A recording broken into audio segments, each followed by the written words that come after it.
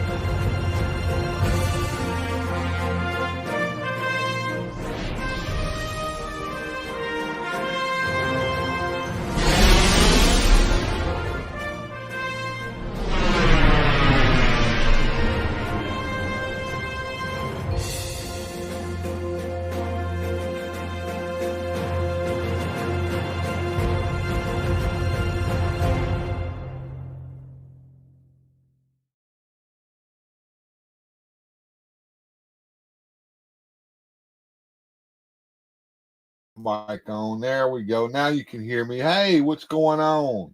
No, it's not Saturday, but it is pretty close to midnight. I'm sitting here at the house alone and bored, and pretty much been napping all day because I was off today because it was Good Friday, so I can't sleep. And so I decided to come on and see who would join me tonight. Hey, Susudio. Hey, Ocean Breathe Salty. Hey, Majestic One. Good to see you. And Johnny Sorensen, too. I interrupted you. Sorry. I just didn't have anything else better to do, so I decided to come on and see if you guys would come in. Hey, yeah, how's everyone doing? The Magic Man. Now he's muted. Now he ain't. Magic. Yeah. I had myself muted so you wouldn't hear me breathing and tapping on the computer and stuff while I was playing some music and getting ready to get the show started. But yeah, I came in here and just turned it on. I wanted to test my settings because I have been working on these cameras and my settings to see if I could get myself to looking a little bit better. So, hey, what's up? Everything's plastic. Collectibles and reviews. That would be Chris. What's going on, man? Going to be soon. It's 2:30 a.m. here. Hang out for a bit. All right. Well, hey, I'm gonna do exactly what I said I was gonna do in the thumbnail. I'm gonna stay up all night like an idiot. I've done this before. Bjorn said I was working on a custom figure, but I've hit a creative block. Yeah, bed. You probably have to work, don't you? I don't know if y'all celebrate Easter up there in Canada, but we kind of do down here, and so it's like a 4-day weekend here. Slapped Ham is on. Wiki Freer, Ghost Stuff, Bigfoot, and Aliens. Okay. Well, I don't have a whole lot to do except just sit here and blabber and chat and talk. I got the Grayskull open today, and those little pegs that I glued in there to hold those shields on the wall in there, I painted them so they kind of match the background so you can't see them in there. Yeah, that's what I did today. I also painted the coins inside of that chest that sits beside the gold throne. See, OBS says I got to work tomorrow, probably 10 to 12 hours to make up for missing a Sunday. Oh, that sucks, baby. What time you got to go in? What time you got to go in, OBS? Tell me what time you got to go in. I'm kind of curious. I don't want to keep y'all up too late, but hey, I'm going to be up. So, whatever. Matter of fact, I'm getting freaky tonight. I'm going to do this. I haven't done this in a long time. Johnny says, I can't wait to see Rydeen. My Rydeen? I might bring him down. We'll see. Depends on how I'm feeling. He's way back up over there, and there's a whole bunch of shit between me and there, and I'd have to climb across it. Probably can't. There's a new shelf here that my wife brought in that that holds these figure cases that keep my figures in. Bjorn, tell me what I look like. Am I clear? Is my voice clear? Is the chat visible on the screen? Over here, right through here. You see that? Uh, just curious. I'm kind of curious. Says Johnny says I zoomed in. Okay, yeah. OBS says I don't usually sleep well. Pass out with the pewter in your lap. Oh, okay. Johnny says no, don't do that. Okay.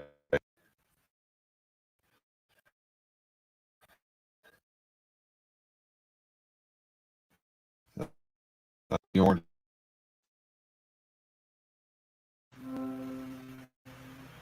Okay. Well, so far so good, except for that little blip just then, right? So far, right? Oh, good. And then you freeze up. That's right. And a freeze and a skip. Yeah, well, there's going to be freezes and skips. We're well aware of that. But what I'm trying to eliminate is I'm trying to eliminate where my voice gets out of sync with my mouth, and I'm trying to eliminate those fuzz screens. As a matter of fact, let me go down here and pull up the toy cam here. Can y'all see that? Is that clear? Does that look good? Just out of curiosity. Because I've got a brand new software running on that iPhone that runs the toy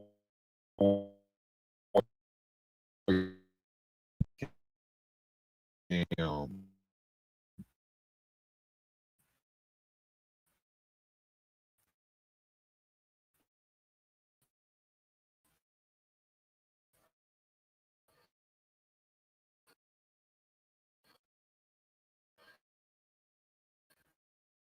And, and let's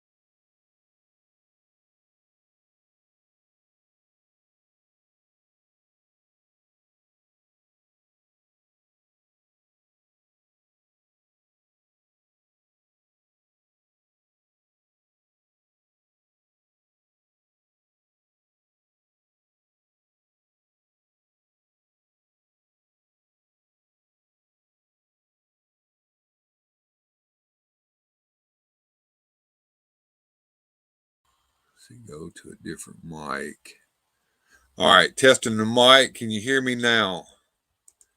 I see what happened. One of these damn cameras pulled my mic. All right. Can you hear me now?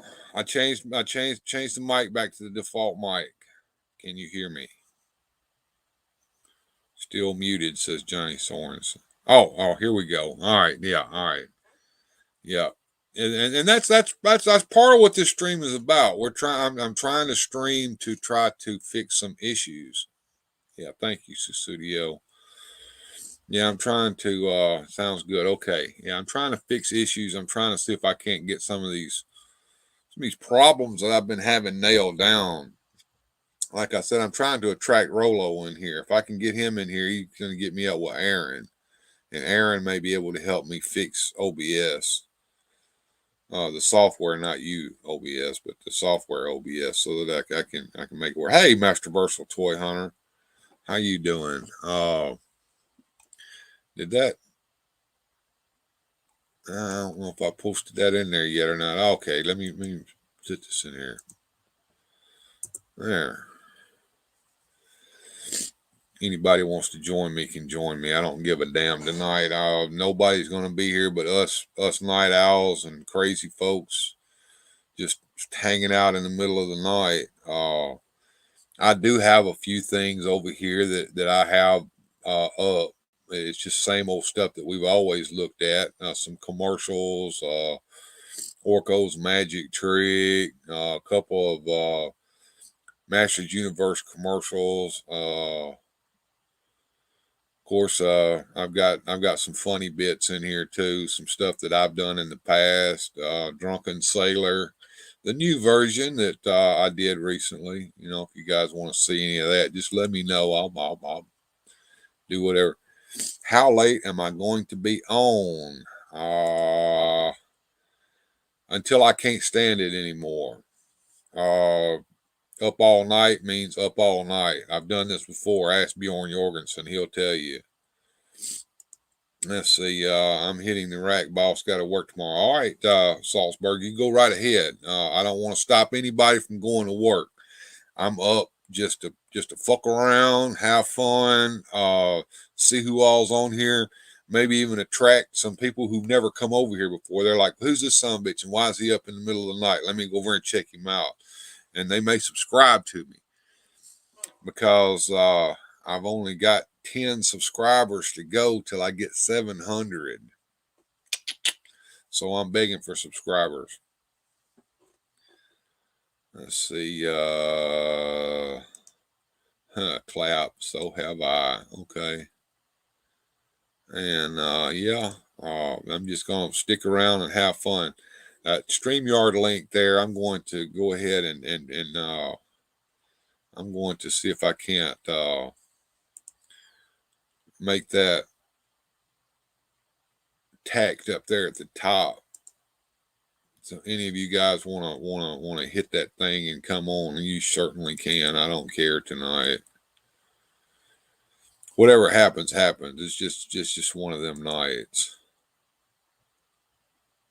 And of course, as I open more windows up, more bullshit could happen. So just remember that.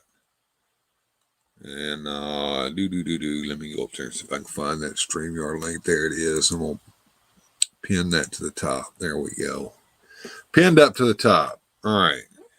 So let's see what folks are saying here. Yeah, Bjorn saying howdy to Eldor. Subscribe or the tiger comes out. There we go. Bjorn is trying to strong arm people into subscribing. See, greetings in there. Oh, did I get Rolo in here? Yes, I got Rolo in here. Thank God, Rolo. You're gonna have to get me hooked up with Aaron. Look, there's a link. I just tacked it. There we go. All right, here we go. All right, we got folks in here. All right, we got Rolo. Hey, Rolo, can you hear me? Yes, I can hear you, my friend. All right. Check this out. All right, that works. All right. I got Susudio in here. She hasn't been in here in a long time. So I'm that's the first time I'm gonna meet her. Yeah. First time I'm gonna meet her. Come on back on camera there. I got you in the stream there, Susudio. You're live. Live. Susudio. Well, my hair. Yeah, you're here. Rolo, this is Susudio, Rolo. Hey, girl, how you doing? There she is. Yeah, my hair's done well as well. Don't worry about that, though. No, I just got a cut and I dozed off.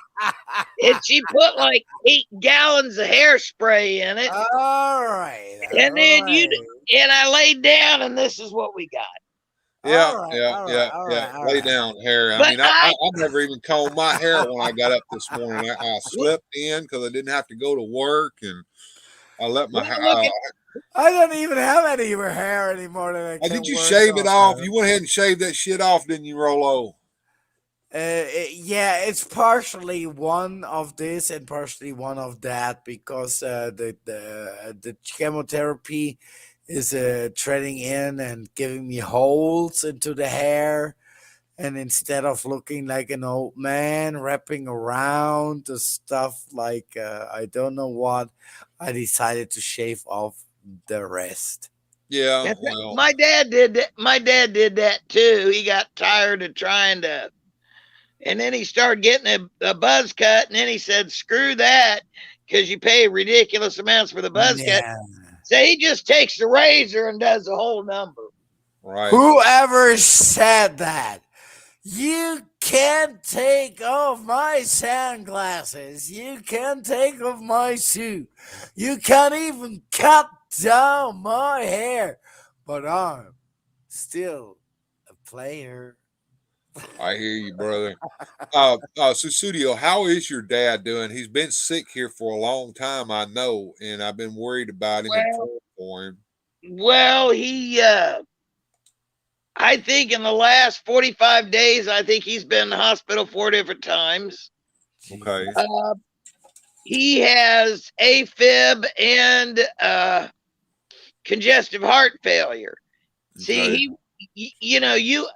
if I retain water, it's in my legs. Hmm. If he retains it, it's in his chest and it presses up against him. Okay. And then it makes it where he can't breathe right and the whole 9 yards. So then Right. it's a trip to the hospital. They have to give him Lasix, injections, and all this craziness. I mean, it was like every other week for the past while. And after the last visit where we went, naturally he had a tizzy fit and had his little what I call the Melvin fit, Uh-huh. and he's not going back to that hospital. He's going back to Valley South. I said, Dad, it's not going to do you any good to go to Valley South. They don't have the scanner for your pacemaker. They've only got one cardio cath room, and they don't have all the heavy equipment for cardio patients. Right. So you get resident wet behind the ears cardiologist, Hmm. as opposed to where our cardiologist and his guy that did this treating his AFib, to put the pacemaker in that, he Hmm. goes to the main one. Our cardiologist goes there. Well, I took him over there around midnight one night. I guess we got there around midnight.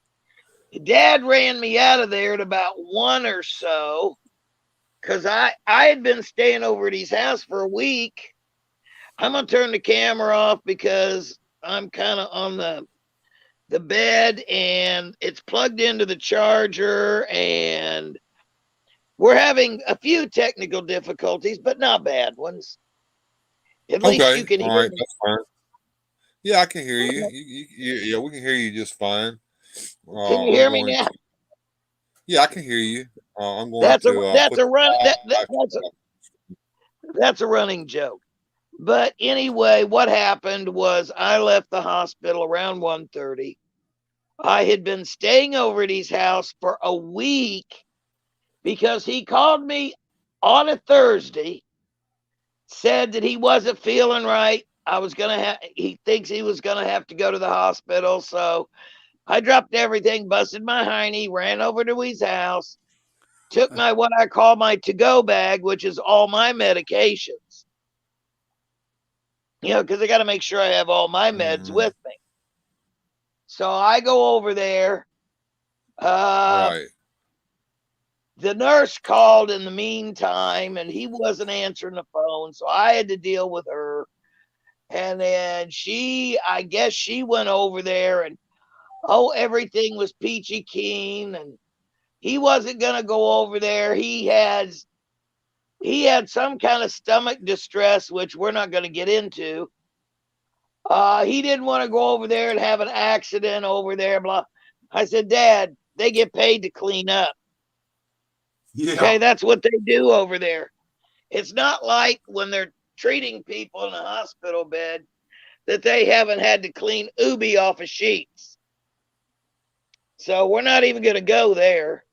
So for a week, I'm over there, and I was over there that following Thursday, and he had said he felt kind of off kilter, and I had noticed different things that usually starts happening right up until he has issues.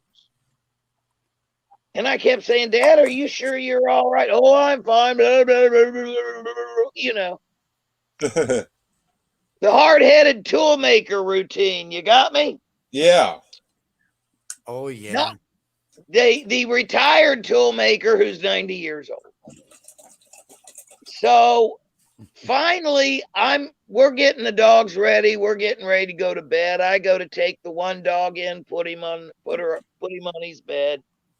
And here he's sitting in the chair that he's got right next to his bed. And I looked at him, I said, are you all right? No, I don't think so. And I'm like, oh, I've been over there a week. Okay. The week prior, I was going to take him. So I was over there that whole week trying to talk him into getting checked out. So I guess it was between 11:30 or so we left. So I had to do the hokey pokey with the dogs again.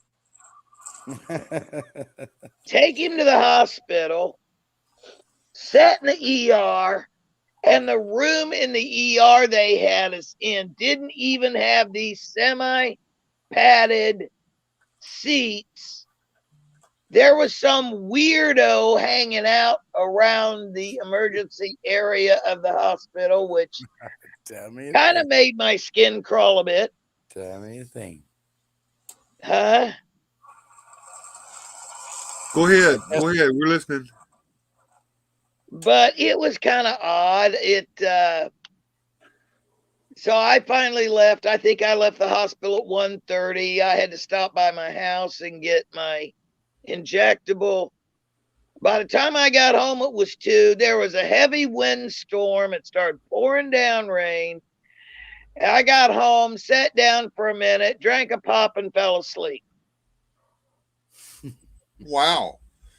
Well, and I was supposed to go back over the house, take care of the pups, so they weren't by themselves, which, yeah. Used to be I'd just go over, let the dogs out, feed them, and go back to my house. Now I just crash and burn and say, screw it. So it was a mess. The nurse called, said something about he missed his appointment. I said, he's in the hospital. In the meantime, I hadn't gotten a call from him. And by now it's like 9 a.m. and the dogs have been by themselves since 11:30 or so the night before. oh, okay. So I was feeling a little weirded. So I thought, well, I better get my fat ass in gear. So Okay.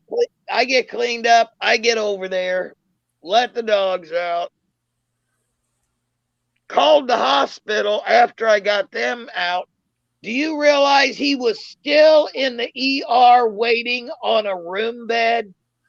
Wow. Oh Yeah, I can believe that. Oh my God. And he had been there since. Rollo. That's how hospitals work sometimes here in the United States. Well, Yeah, but Bill, to be honest, in Germany by law, the responsive time for me as a medic, as a physician, is 8 minutes. I have to see you the first time. Well, no, the In 8 doctors. minutes. I have Well, yeah. to. I have to, and then I can decide if it's going on or not. Let her tell a story there. Go ahead, Susudio. Well, The ER doctors had been in, they'd started drawing his blood and doing the whole 9 yards and all that. That's not what it was. They'd already given him one of the LASIK shots, which, of course, after about 20 minutes, like, where's the urinal? Yeah. So he's got to have that. And they got the cheap urinal bottles there in the hospital. They got the cardboard ones. Uh-huh. Yeah, Dad wasn't happy about that, but what the hell? So all this time, they had him in this gigantic ER room that looked like a storage room turned into an ER room. Uh-huh. Okay. Wow. So they took him from that room and put him in another ER room. He didn't actually get into a room till 5 p.m. Saturday. Oh man. So he went in Thursday night, Friday morning. Uh-huh. So he's in the ER all that time. Wow. He finally gets in the room. Well, naturally, they want to obviously keep him upstairs. Well, they were supposed to have given him, I believe, to my knowledge, 2 LASIK shots while he was down there. According to Dad, they only gave him 1. So it was a little hinky. It was a little weird. I don't know what the blue bloody blazes was going on, but it wasn't good. Oh wow. So he didn't get out of there till Sunday, and then he started. I'm not going back to the hospital. Yeah, I can hear you now. Now you know why my hair's sticking up. All right. Yeah. You had to get you a little rest after all of that, right? Well, I stayed over with him for another week, over a week and a half, make sure he was able to move around. Then he got pissed off because somehow they wanted him to go to this. They've got a clinic at most of your larger hospitals for heart failure patients. Uh-huh. Now, what it's supposed to be for is to monitor your medication, see how you're doing, basically to keep you out of the hospital. Uh-huh. But because a lot of times they can give you those LASIK shots to relieve the fluid, and there's been 2 or 3 times they've sent him home the same day because it starts draining out, his weight starts dropping, his blood pressure goes down, and his equilibrium is better, obviously, and he's breathing good. Wow. So, because the water is building up in his chest, causing all that pressure on his lungs and that. Wow. Oh, so boy. That's what this heart failure therapy clinic thing is supposed to be for. So he went, and I think he was pissed. I did not want to go in and listen to the clinic because you got to park way over yonder in the parking garage, go all the way down the parking garage, walk, it seems like a gazillion miles to get to the front door, and then halfway across the frickin' lobby to get to where the clinic was.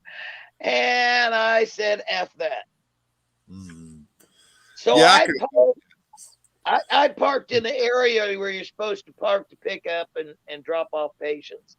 I just leave the flashers on and sat in the car and played Angry Birds, Yeah, I could see you doing that. Yeah, I had to go through all that when my mom was going through that years ago before she passed. And and the thing is, it wouldn't have been so bad, but they've expanded this hospital to such an extent.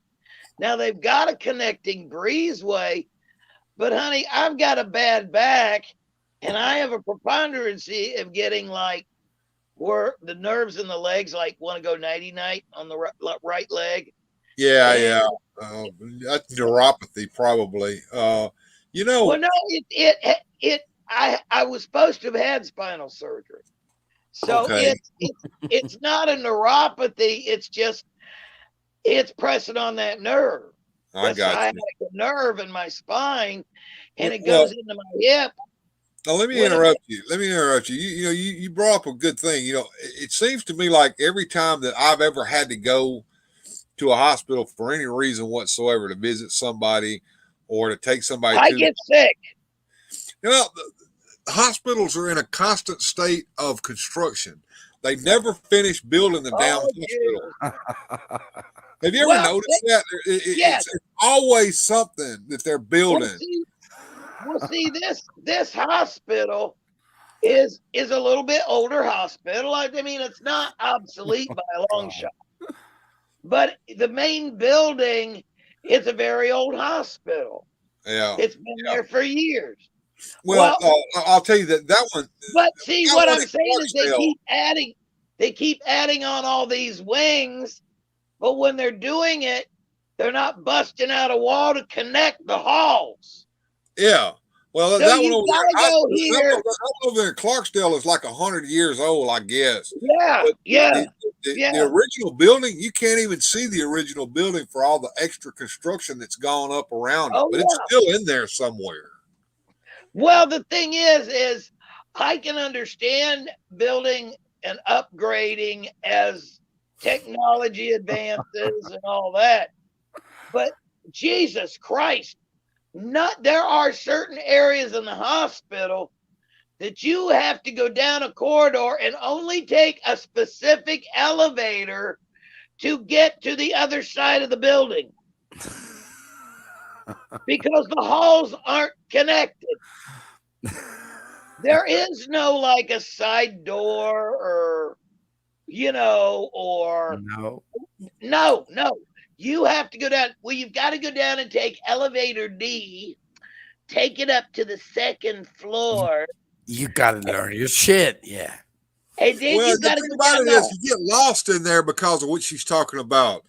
Because these different construction wings, they don't connect, like she said. no, So you no. have to get on you have to get on this elevator and go to this floor, and then you have to go to another set of elevators and get on a different elevator to get over to a different section.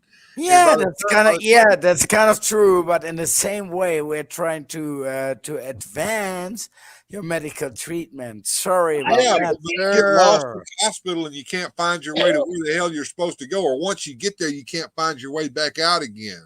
Honey, I couldn't even find the cafeteria from the frickin' ER. I'm gonna start crying right now, though. Oh God. Yeah, What well, is it? What that's is it? the kind of, she's absolutely right. That's the kind of crap you have to go through when you go to the What freaking hospital. what is it? Wasn't that Tommy Boy or something where he grabs his hair and says, "For the love of God"? Ah, if I could, I would grab my hair, dear. Well, it's just I can grab mine. Thank you very much. I have A little plenty bit. of it. And no, I won't pull my hair for you because I need it to be beautiful. There you go. Keep it pretty, baby. I mean, I'm homely enough. At least let me keep my hair, all right? Right, All right. right. Oh, wait a minute. All right. A friend of mine told me about myself today. Uh-oh. Oh. A good Exactly. friend tells you the truth. Oh Well, no. no. It was tongue in cheek. I was informed. I couldn't believe he said this. I almost spit my pop out of my mouth that I was drinking. Okay. I was informed that he knows what my problem is. Uh-oh. All right. I said, okay, what's that? He says, well, you're an old, fat, cis white female who's a Christian. And that's a problem. And I said, okay, and I'm going to turn it right back on you, dude. It's a friend of mine. I've known him since he was in his teens. So, and I think I was in my 20s. So I've known him for many, many years. He can get away with saying shit like that. Okay. Let's put it this way: his daddy was a biker. All right. Well, Rolo and I can understand that. Exactly. Uh, Your he, studies exactly are bikers as well. well, he was a member of. Oh God, do I dare say the name of the 81 golden red. Talk open. No problem here. Yeah, red and gold 81. Let's see. The big green machine. He Yeah. was a member of the Outlaws. All right, that'd be the black and Alrighty. white. Yeah, I know who He they was are. a There's good plenty man. of them up in Chicago and Illinois and Well, Tennessee. they had a chapter in Springfield, Ohio, and Dayton, Ohio, and In my opinion, he was pretty a member annoying of people. those. And I'll never forget Well, first time I met him.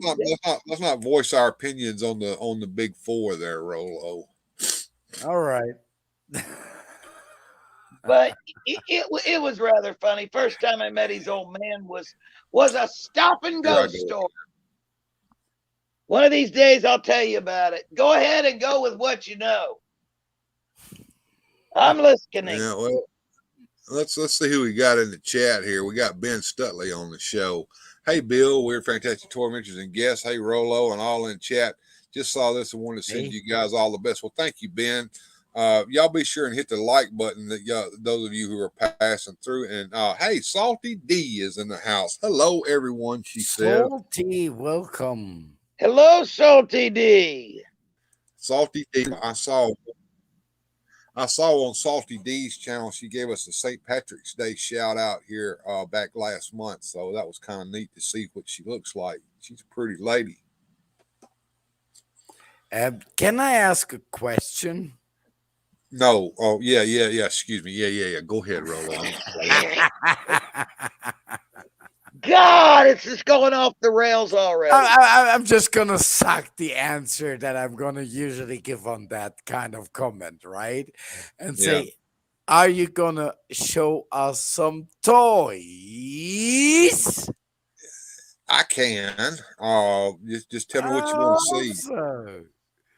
Yeah, whatever you got to show us. So if you know, well, I had the toy cam up. I've got a new software besides that piece of crap that I was using, but it keeps cutting out on me. I think Largo was trying to use this software. It's called IV Cam. Yeah, and I'll hook it up here, and there it goes. All right, so it's on. That's what I'm using. It's on exactly. All right, so I got it on. I can throw the toy cam up, and let me embiggen me here. Oh yeah, you see that? Yeah, so there we go, and I guess over here in the corner you can see that I have Point Dread, and I have my musicians over there. Oh God, Castle Grayskull, and there's. I love the Lady Piper, my friend. I love the Lady Piper. It's well, she's based on a real person. If you go over to and search for Allie the Piper, you can see her, and she actually does play the bagpipe. She plays the Great Scottish Bagpipe. She's won so many medals that if she tries to wear them, they'll probably weigh her down to the ground. But and she's on tour now with Mia Asano, who is a real person as well. And they just released a music video not too long ago called "Shipping Up to Boston." If you guys want to hear that song, I will be more than happy to play it. Would you like to hear? Oh yeah, the hell out of that, and more than that. I guess never ever anyone made an action figure out of her. I just adore this figure. Sorry to say. Let me see if I got Shipping Up to Boston on here. Here it is. All right, please. I'm just going to play this. Oh, please. I'm just going to play it. It's just the music. Here we go, guys. We'll play Shipping to Boston. Thank you. Oh.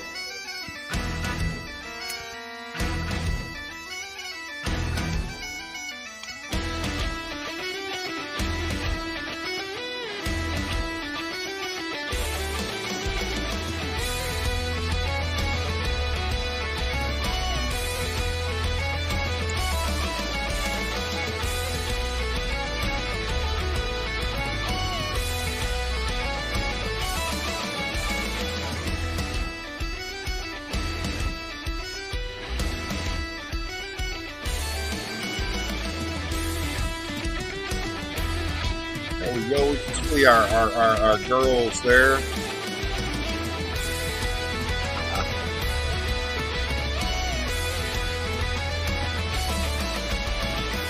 Reminds me a lot on a band that's called In Extremo.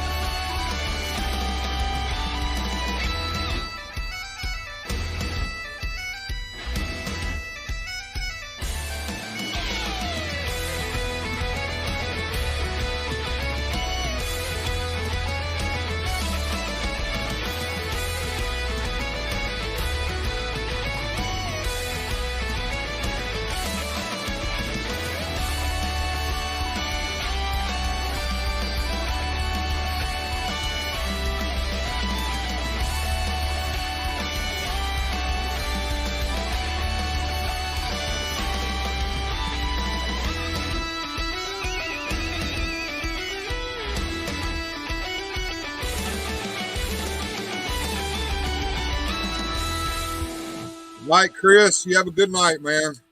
He's heading off to bed. He's probably got to work tomorrow. Nice. And you can hear the bagpipe and the violin. That's an electric violin that she was playing on that one, so it's pretty cool. I got we got a couple of bands in northern Germany that are going the same way as it is our tradition, or in Denmark, right? And I just love to see this kind of stuff gaining more and more space, right? That people are getting back to what they really are, no, and where they come from. Yeah. I'm gonna If try you to guys upload heard it, something here. hey Bill, have you Go heard of ahead. the two cellos? Two It's just- cellos. Yes, if I'm not mistaken, that's the lady who plays the cello, and sometimes there'll be seven No. cellos. No. It's two guys. Okay. They play electric cellos and play rock Oh, music. wow. Okay. They All right. have That sounds like my alley. They have their version of AC/DC's Thunderstruck. Oh, You have got sounds to like- see the video to that. It's all over YouTube. yeah. And then All right, there's well, I'll have another to check one. that out. There's another one. I'm trying to think of the name of the song. I can't charge and go on Google and be on this at the same time. You know. Yeah, I understand. All this, Yeah. all this is being done on my phone. But there's another one where the video starts off, they're going into one of those guitar centers.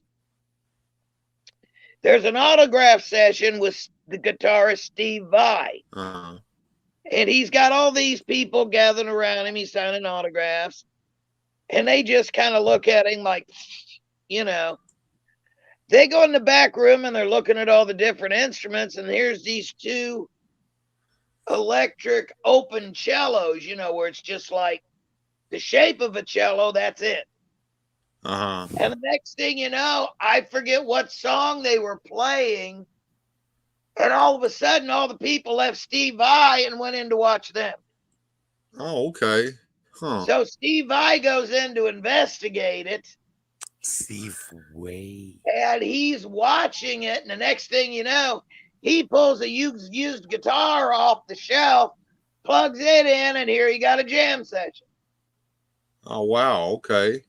Huh. But they're very good. They do Thunderstruck, I believe, is the first one I saw that they had done.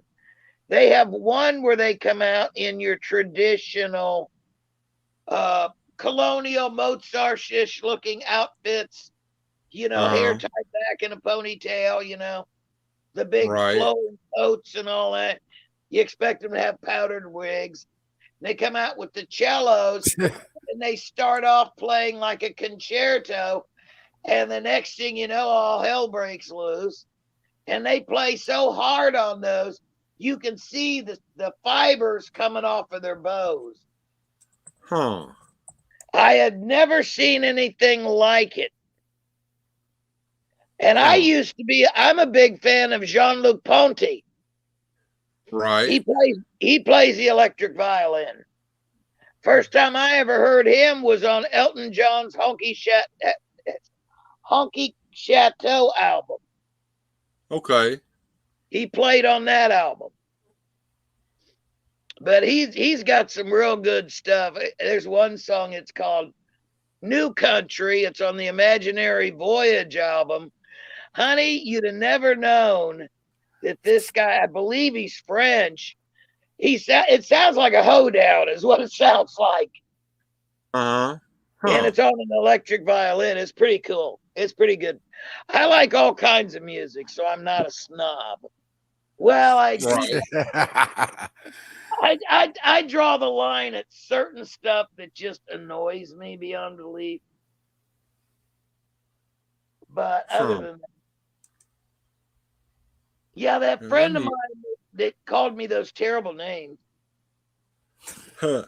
His daddy was a member of the outlaws in the area, and oh my God! And I used to work at Stop and Go, which I've told you, and that's where I met him. His dad come in one day drunk as a skunk. It was like 2 o'clock in the morning, drunkard and crap, on his motorcycle. Parked his motorcycle on the sidewalk. That's the way we come, baby. That's the way we come. Honey, he parked his bike right there on the sidewalk as you walk in the door of the store. I was not going to have any of that nonsense. Not that I was being rude, and I understand why he parked there, but yeah, local police don't like it when you and the last thing I wanted was to have one of the customers in the store harassed. Oh, God. So he comes in drunk and he says, Jesus. He leans forward, he drunkard and shit. He says, you like my purty jacket? I'm like, oh, fuck. He turns around and he's flying full colors, in full bloom. And I was his night. He didn't scare me. He wasn't out of the way. He was just drunk, being obnoxious. There. And I leaned forward and I said, I like your pretty jacket. That's a nice jacket. I said, we all got nice jackets, just to mention that, though. Well, no. Continue. I was not, because I wasn't trying to make fun of him or cause any issues. And he wanted a pack of Lucky Strike cigarettes. Uh-huh. Okay. He's too tough to die. Yes, sirree, buddy. And I said, I told him, I says, I like your pretty jacket. I said, but I don't know if the police that drive by the store all the time would like your jacket as well as I do. No. Hey, Sir Cliffy. And I was real nice, and I said, go ahead. I said, have you got another jacket on your motorcycle? He says, yeah. I said, I'll tell you what, how about I make a fresh pot of coffee?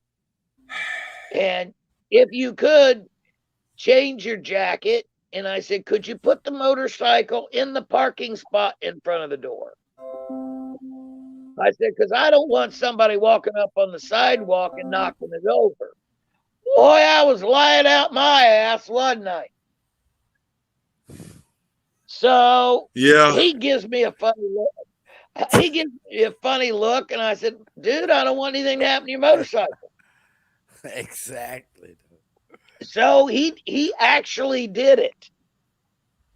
So he moves the motorcycle, takes his jacket up and folds it inside out, rolls it up, and takes out this tacky red windbreaker. I don't know what the fuck that came from. I was expecting just like a denim jacket or some shit, but hey, whatever. Jesus, we gotta wear some clothes. Sorry about that. No, I thought it would be another denim jacket, only without Yeah, collar. thank you, but we're not in Hollywood. We're in real life, though. No, you're not getting it. Never mind. Well, I'm getting But very well, but never mind as well. anyway, he puts his jacket on. He's sipping a cup of coffee, and I'll be gosh damn, a cop pulled up in the parking lot, Uh-oh. and he's drunk as a skunk. Now this was before they banned smoking in the convenience stores and all that. So he's already hitting up. He's already on his second lucky strike. And I made a pot of coffee. I give him a cup of coffee. Guy gets out of the police cruiser, and I looked at him. I says, "I'll tell you what." I said, "We've got the latest issue of Heavy Metal magazine over there." And I said, "We've got the newest. What's the name of that magazine? One of the ones that showed the different bikes and all that stuff in it." I said, "We got those over there." I said, "Why don't you go back here and chill for a few minutes?" I didn't want him to have a hassleful evening to finish his night. That's all it was about. So he goes back there, takes his coffee, he starts looking at the book. Cop comes in, he says something about the coffee. I said, "I just made it." I said, "Gentleman over there wanted a fresh cup of coffee, so I got it." And he's eyeballing it. And I'm thinking, why is he eyeballing? Son of a bitch had the magazine upside down. Oh, still drunk. Reading, and I'm standing there going, "Would you excuse me a minute?" I said, "I've got to put some gallons of milk up in the cooler." So I go up the aisle he was standing reading, and I leaned over and I said, "You might want to turn the magazine right side up before he notices it's upside down." So he did it really cool. He made it look like he was following the lines of one of those bikes or a picture in the book, There you go. So I come back out of there and I threw a few gallons of milk up because I got to do what I say I'm doing. Yeah. Come back out. Cop goes ahead and says, "Well, everything's cool." I said, "Been pretty quiet tonight?" He says, "Yes, actually it has." And fortunately, it was a cop I knew. Good. So, basically it was everything cool, everything good, everything's good. How's your night? Go on about it. So he leaves, and I could hear the sigh of relief coming from the book section. And he walked up and he says, "I appreciate that." He had said something earlier when I said something about moving his motorcycle. He says, "See, you don't understand." Oh, jeez. Oh, Jesus. But anyway, he left probably about 25 minutes after the officer did. And the last thing I asked him, because I asked him, I said, "How far do you have to go to get home safely?" And it wound up being a block and a half from where my parents' house was, where I was living. Oh, okay. He lived right up the street, and I didn't even know it. No. See, you don't understand. So he was gone probably, maybe a half hour. The store phone rings. Now, that phone never rings. And I'm thinking, oh, God, who's not going to show up to relieve me on the next shift? Oh no. So I answered the phone. This woman introduces herself, and I didn't know her from shit. Come to find out, his wife called, called me at the store to thank Uh-oh. me from keeping him from getting his ass arrested. Oh. So The old obviously, lady intervened. well, well, I wasn't meaning any harm to him, and he did nothing to me. You know, I just felt that it would be better if I keep him in one spot long enough for him to get his bearings. That's the only reason I let him leave when I did, because I knew exactly where he was going, you know? But she called That's me to good. thank me. She called me to thank me from keeping him out of jail. And that kind of floored me a little bit. It took me by surprise, of course. Never had anybody do that before. And then the next thing I know, her and her son, which is a friend of mine, came over the store to pick up, surprise, surprise, a 12-pack of beer Oh, okay. Yeah. and some more smokes, because he probably smoked every freaking one of them. Oh Jesus. And they started coming in more frequently, more frequently. I met her and her son, her daughter. And then finally, we actually got introduced to each other as to what everybody's name was. But they Oh, okay. became very, very good friends of mine. Very good friends of mine. The whole time I worked at that store, I never got robbed. Imagine that. See, they don't understand. Or I do.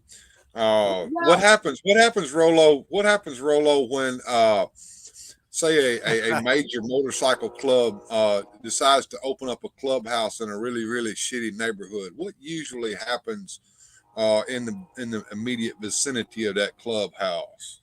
Well, first question I would ask is that shady district of the city already occupied by a what 1% club or no?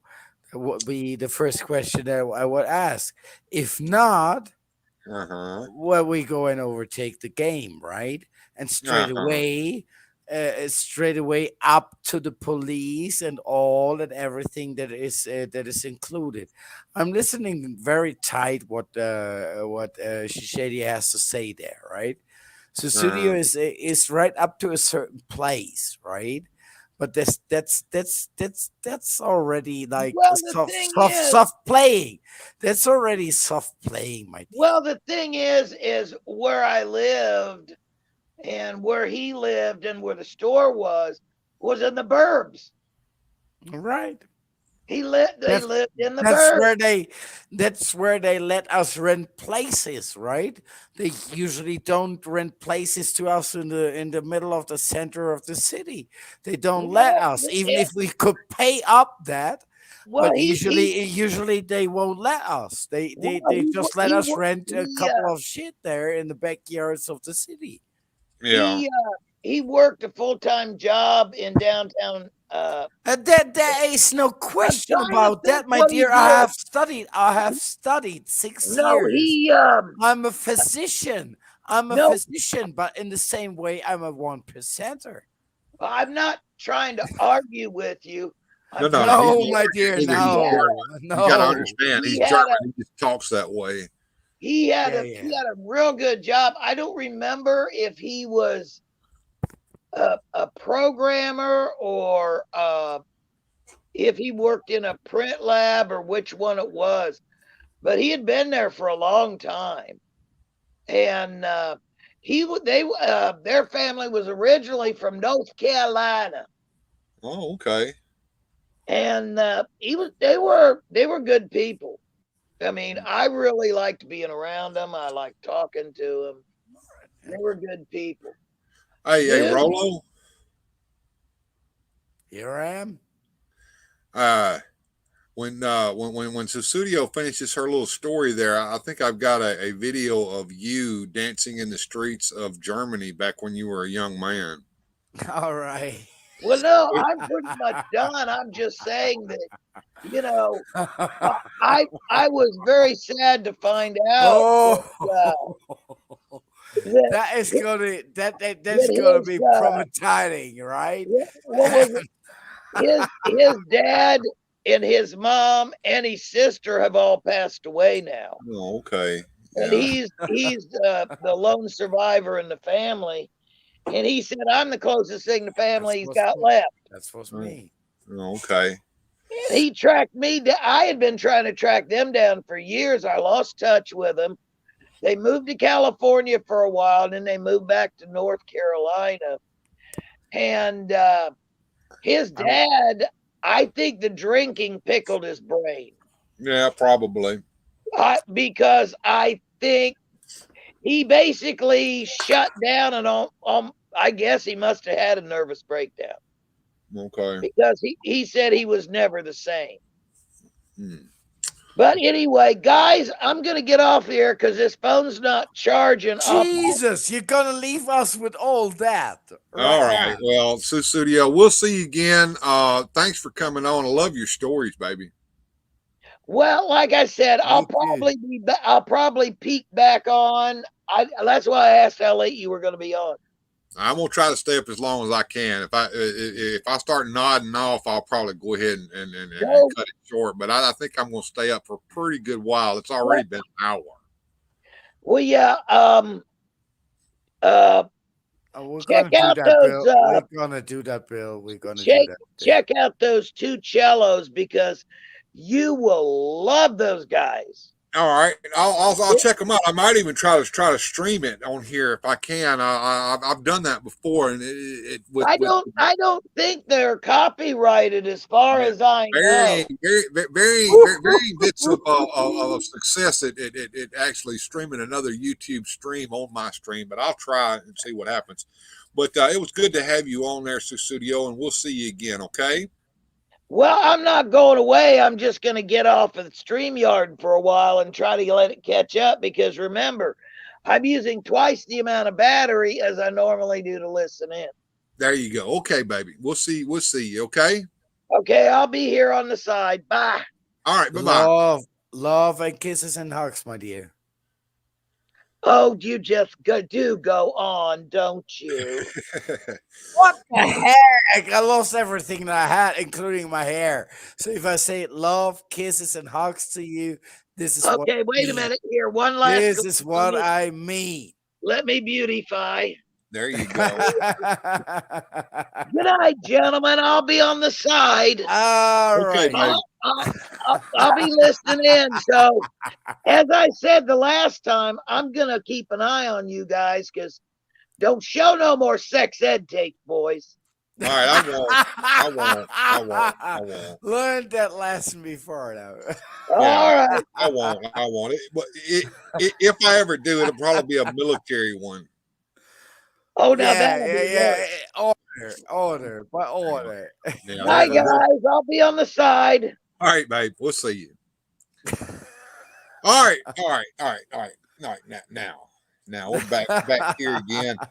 Rolo, what I have to show here today, somebody sent this to me and they said, "Look, this is Rolo back when he was a young fella in Germany," and I'm like, "Really?"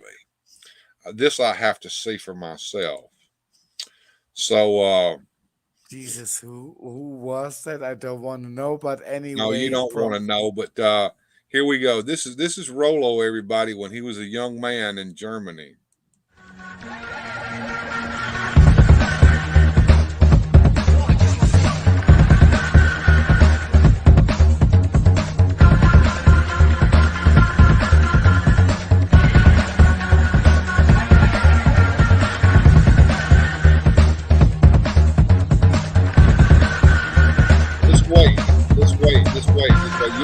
You'll see Rolo here in just a minute. See, Rolo don't put up with no crowd. When this girl gets accosted, he's going to stop her shit crowd. Rollo says, no, bro, you ain't doing that shit. Get your ass on down the fucking street and leave my bitch alone. Now, get on, motherfucker. Go somewhere else. Now Rollo says, what's banned?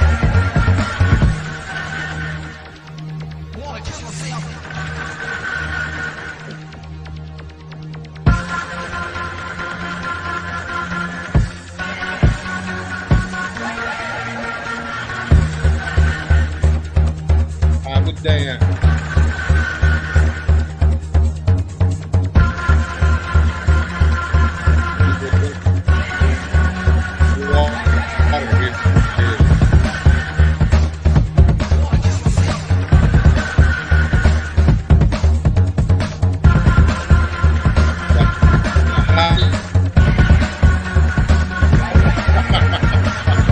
Dance, Rollo.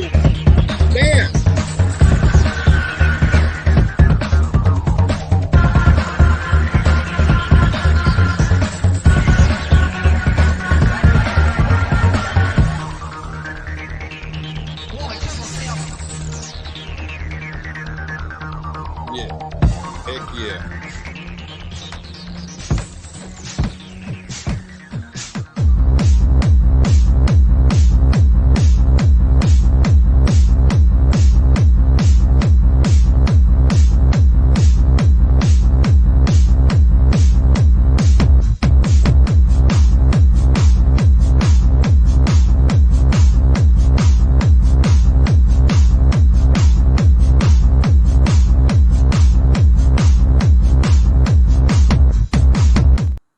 Germany. This is Yeah, definitely that's Berlin, Rollo, Germany. everybody.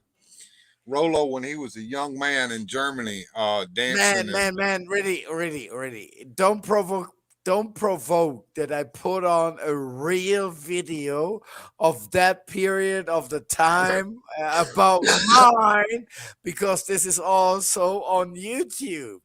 But that might provoke that somebody blocks your channel, or you got visits from people that you really don't want to get to know. I don't know. This is nice, right? Basil's here.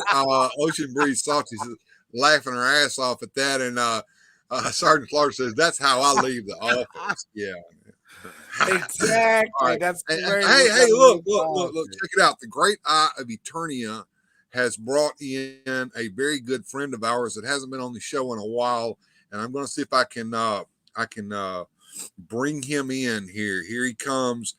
It is Mr. Eldor. Oh, good evening, everybody. Hey, how's it going there, Eldor? You doing all right? Not too bad there, sir. Yes, they're trialing a new 4G, I think they call it, so the connection's a bit more quicker now. Very good, very good. My connection still sucks, but it's late at night, so maybe I can stay on and look halfway decent and not fade out like I normally do. So we'll see. Oh, yes. Any pickups here lately? Any new toys? Well, before he starts to renting out whatever he has picked up, I just want to say that I'm very happy to see you here, Sir Eldor from Eternia. Thank you for being around, and it's a pleasure for me to be around with you together. It's a long time ago. Thank you, and now you go on and tell what are your latest pickups?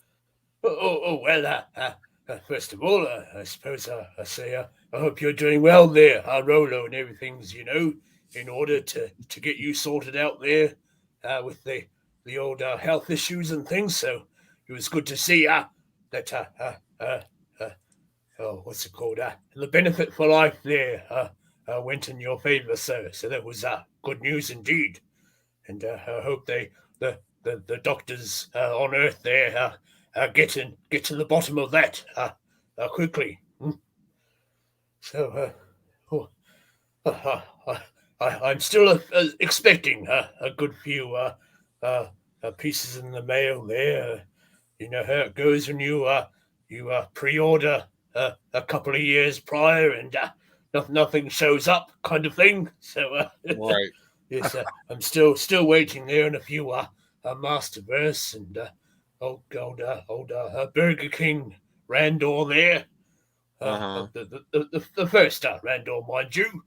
But yes, so it's been a bit dry there of late, but I got a good pile of stuff I still had to review. I've been having a bit of a break from the old YouTube land there for a little while. So I thought I'd better get back on with things. Indeed, people are wondering where I had been. So I thought I might review old King Hiss there from the origins. Since I also picked up the vintage King Hiss, because I like to compare with the vintage figures when I do my origins reviews and what have you. But I suppose one thing I got recently was a new project I've started. I was on the IG, I believe you call it, and I saw an artist. Uh-huh. I believe she's in the Russia continent on your planet. There, she made a custom a Blythe doll, uh, uh, looking like Wednesday Adams there, and of course I saw the Wednesday series on the Netflix, and I rather enjoyed it. So I thought, oh, might try a bit of a custom Blythe doll myself there, because I like the old custom aspects and doing your own thing. So yes, I came across a Blythe doll there from the factory Blythe doll, if you will, and that arrived the other day. So I got onto carving the faceplate of the doll. You see, you have to take it apart and remove the eye mechanism because it has a bit of a string that comes out the back of the head. You see, so when you pull the string down, the doll's eyes close, and there's a bit of a spring that attaches from the back of the head plate, and so that holds the eyes up for you. So when you pull the string down, it closes the eyes, and if you got to pull it down to hear a click, and when the eyes come back up, there's a different position there on the iris of the eyes. You can have the doll looking side to side or just straight ahead, and so on. So yes, I've just done a bit of a carving on the faceplate for now.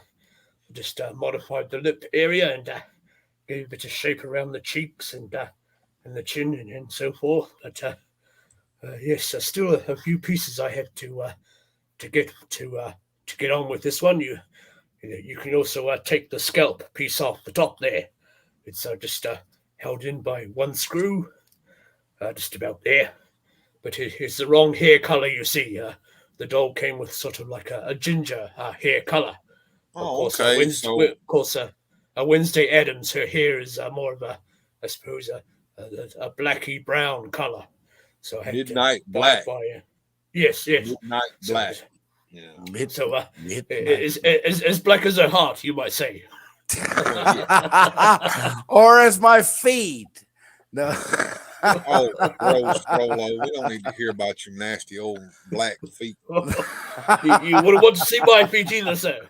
Well, see what it is. Rolo doesn't wear shoes. He runs around barefooted all the time. He used to ride his As you motorcycle barefooted too. And so what happens is his feet are caked up with all this black soot and dirt. But the thing is, I'm living in an area which is pretty hot, and yes, you're not wrong. I'm almost suppose, of yes. the time. You kind of build up a natural shoe horse, if you will. If you, Yeah, he don't need to wear shoes anymore because his feet are encased in a chitinous layer of dead skin. let's That- put it let's put it like this: the first 8 years, scorpions were a threat to me, but I'm here 13 years. Now you can step on So, them. Wednesday, she had a bit of a pet scorpion there. For a And time. yeah, Yeah, exactly. yeah, We yeah, got them story, that around one, all the time. We got them around. Hey, Rolo. Speaking of Wednesday Adams, did you see the new Wednesday television show that she was in with that played recently? I guess it was on Netflix. Ooh. That's Netflix. I pretty have damn to. good. I'm hoping that they Yeah, do a second season of it. I think that they left the door indeed. open for that. You saw that, didn't you, Eldor? Yes, I rewatched it twice now, and At the on the third Dungeons and third Dragons thing. rewatch. So yes, it has that rewatch quality to it. It was You when never it was know. a You it might was a miss out on a few Easter eggs. I believe to right. say. There was a lot in Hey, there. It was a new show yes, about Wednesday Adams, and it had yes, the whole Adams family yes. cameoed in it here or there. It had Gomez and Morticia, but Wednesday went to go to a boarding school because she couldn't stay in She regular couldn't school. she couldn't mix in with the students. Let's just say. Yeah, and There was a lot of rumors about the show, but I can tell that I actually liked it, right? And mm, that's the same that I can tell about the new D&D movie, I haven't which I seen want. that. Have Oh you yes, seen that? I've Yeah, just I've seen the seen it. trailer for it. I no, I've seen it, and I Oh, would say Don't spoil it, but you tell us, was I it good would or say was it bad? it's 10 times better than I would have expected it to be. oh yes. And if it comes to Mario, I would say Mario satisfies me. Okay. Not more, not less. It's not a blast. It's not nothing like that, but it keeps me entertained, Well, and it's Mario, better done I than haven't anything seen else. Mario yet either, Rolo. I haven't seen Mario yet either. But So, I think I think that that movie was basically made for people who like to watch Mario. play the video game. So there's a lot of video game Easter eggs in that. What do we got Yes. there, Mister Eldor? That looks pretty cool. seeing as how Rolo, I don't think has seen the new Wednesday show yet. Ooh. This is Wednesday here, Uh looking huh. Pretty good dead likeness. inside, Yes, yes. you might say. So this is a pattern for her dress that I've been designing up and working on. So that's Oh, okay. ready to So, go and trace are out you onto the fabric. are you able to sew really well there, Eldor? But, I have a sewing machine that Man at Arms imported in there from Earth. There you So go. Well, I know. getting my head around that gizmo there. Well, But yes, I although happen to I know. do I happen to stitch. know, Eldor, that you like to cosplay occasionally. So we Oh kind of yes. know that, and so we kind of figure that you're able to make your own costumes. So I figure you can make doll costumes as well. So that's pretty cool, man. You might have recalled seeing my little baby Grogu there from time to time. I've had him on a few Hmm. times there now. Yes, so I made the clothing for him. He's wearing a little jumpsuit underneath his jacket, so I made that, and it That's just pretty neat. velcros up at the back there, and so on as you do. And his jacket, I made that too, so that it has a little strap that holds the neck together, but then velcros at the front once you undo that little strap there. Oh, So okay. it's indeed included all the fleece and then so forth on the wee cuffs of the sleeves there and around his collar and what have you. But yes, that's just for Rolo there. That's what your Wednesday Adams looks like in this new series. Just a bit of I like to do a bit of art on my patterns there, just in case I can keep them for someone else, and they quite like a little design there at the top, so they know what's what and what have you. So yes, That's just pretty cool. a little side project there. I thought might lead well into maybe doing a few custom Masters of the Universe blinds there. But I've seen a few do a few boy blinds also. So I suppose you can do your Prince Adams there and whatnot. You just need a different body type, or maybe do a little modification on the one of the body pieces there. But yes, otherwise you can do your sorceress and Tila, or Dora there, or She-Ra, or say maybe a custom of Queen Marlena, perhaps, or maybe a Shadow Weaver, or Evil Lyn, also, or Oh, any number of the princesses Jesus, there. figuratively. Oh, there he Ni- is, nice to Johnson. meet you. I was just about to say, Mr. Eldor, you would like to see the final version of the Kraken that is going to go into production this Tuesday. You have some images Because there, Eldor? I mean, Rollo, do you have some images of the Kraken, man? yes, I got, Well, and I got some of the images Kraken of what? the Yes, yes. Cthulhu as well. I'm not just a toy fan, Eldor. I'm a Oh toy yes, yes. producer. I'm a toy maker. That's Oh, correct. I know That would that. be I know that full Resurrection well, there, Toys. sir. You're very clever there with what your Yeah, sharks and laser Resurrection beams and what Toys. have you. Yeah, Rollo's associated with Resurrection Toys, as am I. So, Uh, Bill, would you allow me uh, to present you the final models of the Kraken and the Cthulhu? This is the way they are going to uh, the uh, production on Tuesday. am I back? All right. Rollo, if you've got images of that Kraken, That, we would love to see them if you're able to share them. All right, if you allow, yeah, of course. If I'm allowed to do anything, I'm a dead man walking, my friend. All right. What the All right. Yeah, yeah. what the fuck? Not a lot you can. I'm Hey, just gonna get figuratively, that it's ready. good to have you in there, too. I'm just gonna no. Well, trouble is my second name. Don't worry. Don't worry about that. Don't worry about that. So Well, we got as soon as the you throw those images at me so small. you can show them off to Exactly, and I'm picking off myself because I don't want that anything is all right, polite. Ventana de la aplicación. Cam's still off there, Rolo. So as soon as you pull an Don't image worry, up, don't worry. Yeah, don't worry. Do your thing. I'll do my. while you're doing that, let me speak here with figuratively speaking. How are you doing there, sir? Good to have you on the show. I'm doing real well, Bill. How are you, sir? And Rollo, how are Doing you? good, Nice doing to meet good. you. Bad Eldor, peoples are always good. So there we go. There's a little bit of a pre-picture there. Why the fuck it's not working like I wanted to? All right. Well, let me pull it off of there and let you get it right. Okay. Thank There you you. It Thank you never very does much. when you're on the camera there, as they say in the YouTube land. It always No, it never lets you does. It never does. It never does. there. What the heck is going on here? Well, maybe you're not sharing the correct screen there, Rolo. Take that share off and try a different screen there. What I does would he do have a bit of so. a does he have a bit of a back cave set up there? All these different monitors and what have you.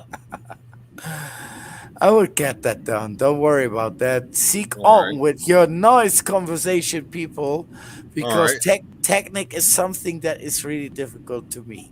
I will I get that understand. on somehow. I will All right. get All that right. on somehow. All right. We'll let Rolo do his thing while we talk to figuratively speaking. How are you doing today, sir, or tonight? I am wonderful. I am in the process. 3 weeks ago, I started a process of becoming a merch manager plus a assistant store manager in the store that I work at now. Tomorrow is my last day at this store that I just got that promotion at, and I went to another job where I'm going to be doing the exact same thing for more money. So, Oh, that's always a good thing. right. So, with that, yeah, my week has been completely busy. Uh, Other than that, just trying to keep up with the stuff that's coming in the mail. I've got some amazing pickups in the last couple of weeks, and I had just finished a video on Wave 12 that I've got. Saw that posted. We'll have to watch that when I get a chance in the morning, maybe. Yeah. And I've got another one that I'm going to be doing on the entire wave of 13. Mhm. But other than that, like my main consistency has been on Masterverse here lately, and man, just the amazing things that they have done with this line, it just keeps getting better and better and better. Speaking of Masterverse, did you get the Evil Lyn figure that came out recently that they just shipped out from Mattel Creations? I have it on its way as of today. I had somebody be able to get one for me, as well as Frogmonger, and they shipped that to me today. So hopefully, in the next couple of days, I'll get that in, and I will be doing a review on all three of my Evil Lens from Revelation to Dark Lens. So, absolutely. I must say, sir, you look sharp and refreshed there this fine evening. I haven't been asleep yet. I probably took like a 2-hour nap, and that's about it. Yeah, sleep always helps. Hence why I missed your live earlier, as well as Ken. I dozed off in my chair there when I woke up. Well, I just got through binge stream. watching Stargirl, the latest season of Stargirl. I finished binge watching that. It was okay. Yeah. Kind of ended on an interesting note. I think they ended it. They ended it so that it could end if they needed to end it, but they also left it open so they could do another season if they want to. Right. But I have a feeling that they're not. I heard of that one. Stargirl, yeah, it's pretty cool. It's about kind of a lesser known character that basically took over for Starman after he retired, but pretty good DC show. Working. Sounds pretty cosmic Rolo's there. still over there working. So.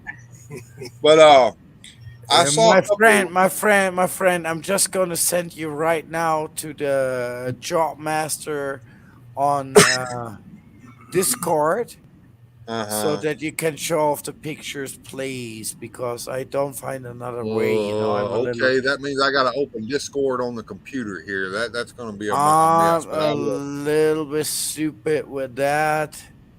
It sounds like a bit of a Discord there, indeed. Yeah. Let me run over to Discord. It's going to take a minute for me to load that up, but that's I hate good because I'm gonna take you to Cthulhu as well, so that you have images of both of them. Discord. I have that installed on here. No, where is the goddamn Cthulhu here? Where is the goddamn Cthulhu here? Where's Wally? There he is. Oh, that was quick. All right. There we go. There we go. There we go.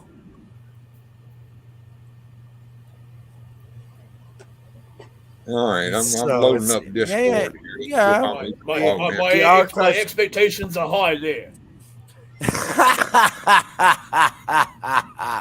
I loaded up a video. This is only about the Kraken. If you want something about the Cthulhu that is based on the same torso, you can see that as well. I loaded up a picture as well as a small video there. So there you on Discord. Yeah, I'm loading Discord right now. It may freeze me for a minute, but I'm on the process. I hope that I don't disappoint your high expectations there. I'm sure it would be good nonetheless, sir. It's gonna take a second for Discord to load up. So just to say that this thing is going to production and it's going to be painted, of course, like the carton art on Tuesday. Hang on for a second, Rolo. Go ahead. Hang on for a second, Rolo. Go ahead, figuratively speaking. I will be right back. My dogs are outside going crazy, so before my neighbors call the cops on me about my dogs again. Sure. I'm gonna leave you on the stream. You just stop your cam and go take care of business, and we'll see you in just a minute. You can start it back up when you get back in. There we go. All right. So while he's doing that, I'm gonna check out my board here. Let's see. All right. Rolo. Here we go. See if I can full screen Look that. what And we've done. Half a meter tall, 52 centimeters, 18 points of articulation. We are just Oh, went yes. crazy. We just went a little crazy, a little crazy. A Not little. more than that. Not more than that. And we went to a lot of problems to make this happen. But now this is done and the production is guaranteed, so I can come out with this. And to be honest, it's the first time that we're coming out with this. Say welcome to Mr. Kraken. Oh, yes, sir. is that the Cracking Kraken right there? That's the Kraken right There we there. go. There's a video for you there as well if you can play that so that you can see that the jaw is movable Oh, with the teeth and everything like that. We have 52 centimeters of pure beauty here. oh. All right.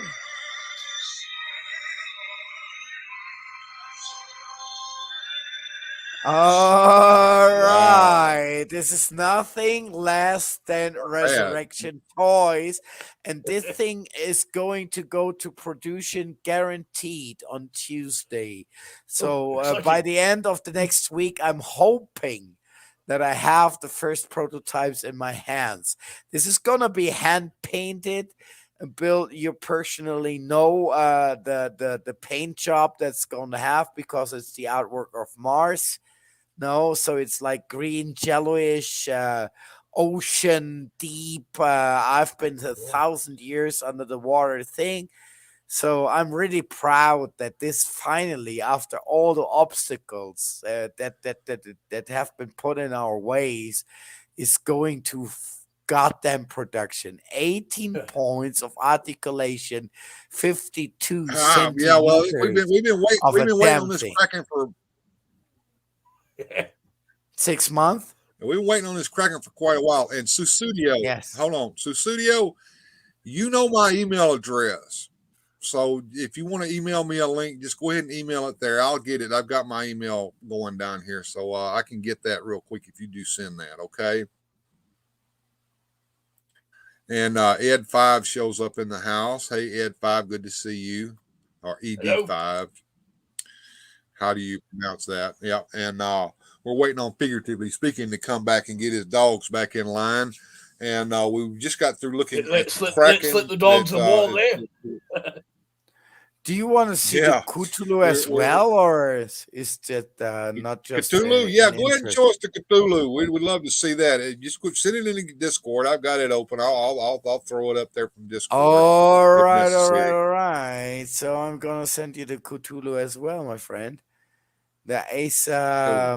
Oh, And As if we I'm said, not the concept. mistaken, Mhm. the Resurrection Toys is making this particular piece, and it will be available soon from the Resurrection Toys website. I don't know if y'all got the technical difficulties fixed on that. It was kind of messing up the other day, but if Bjorn had known Actually, it, we he we might know took it about that. down. We took it down on purpose, my friend. Right, for a couple of Okay, all renovations right. here, and to look at the things as they are.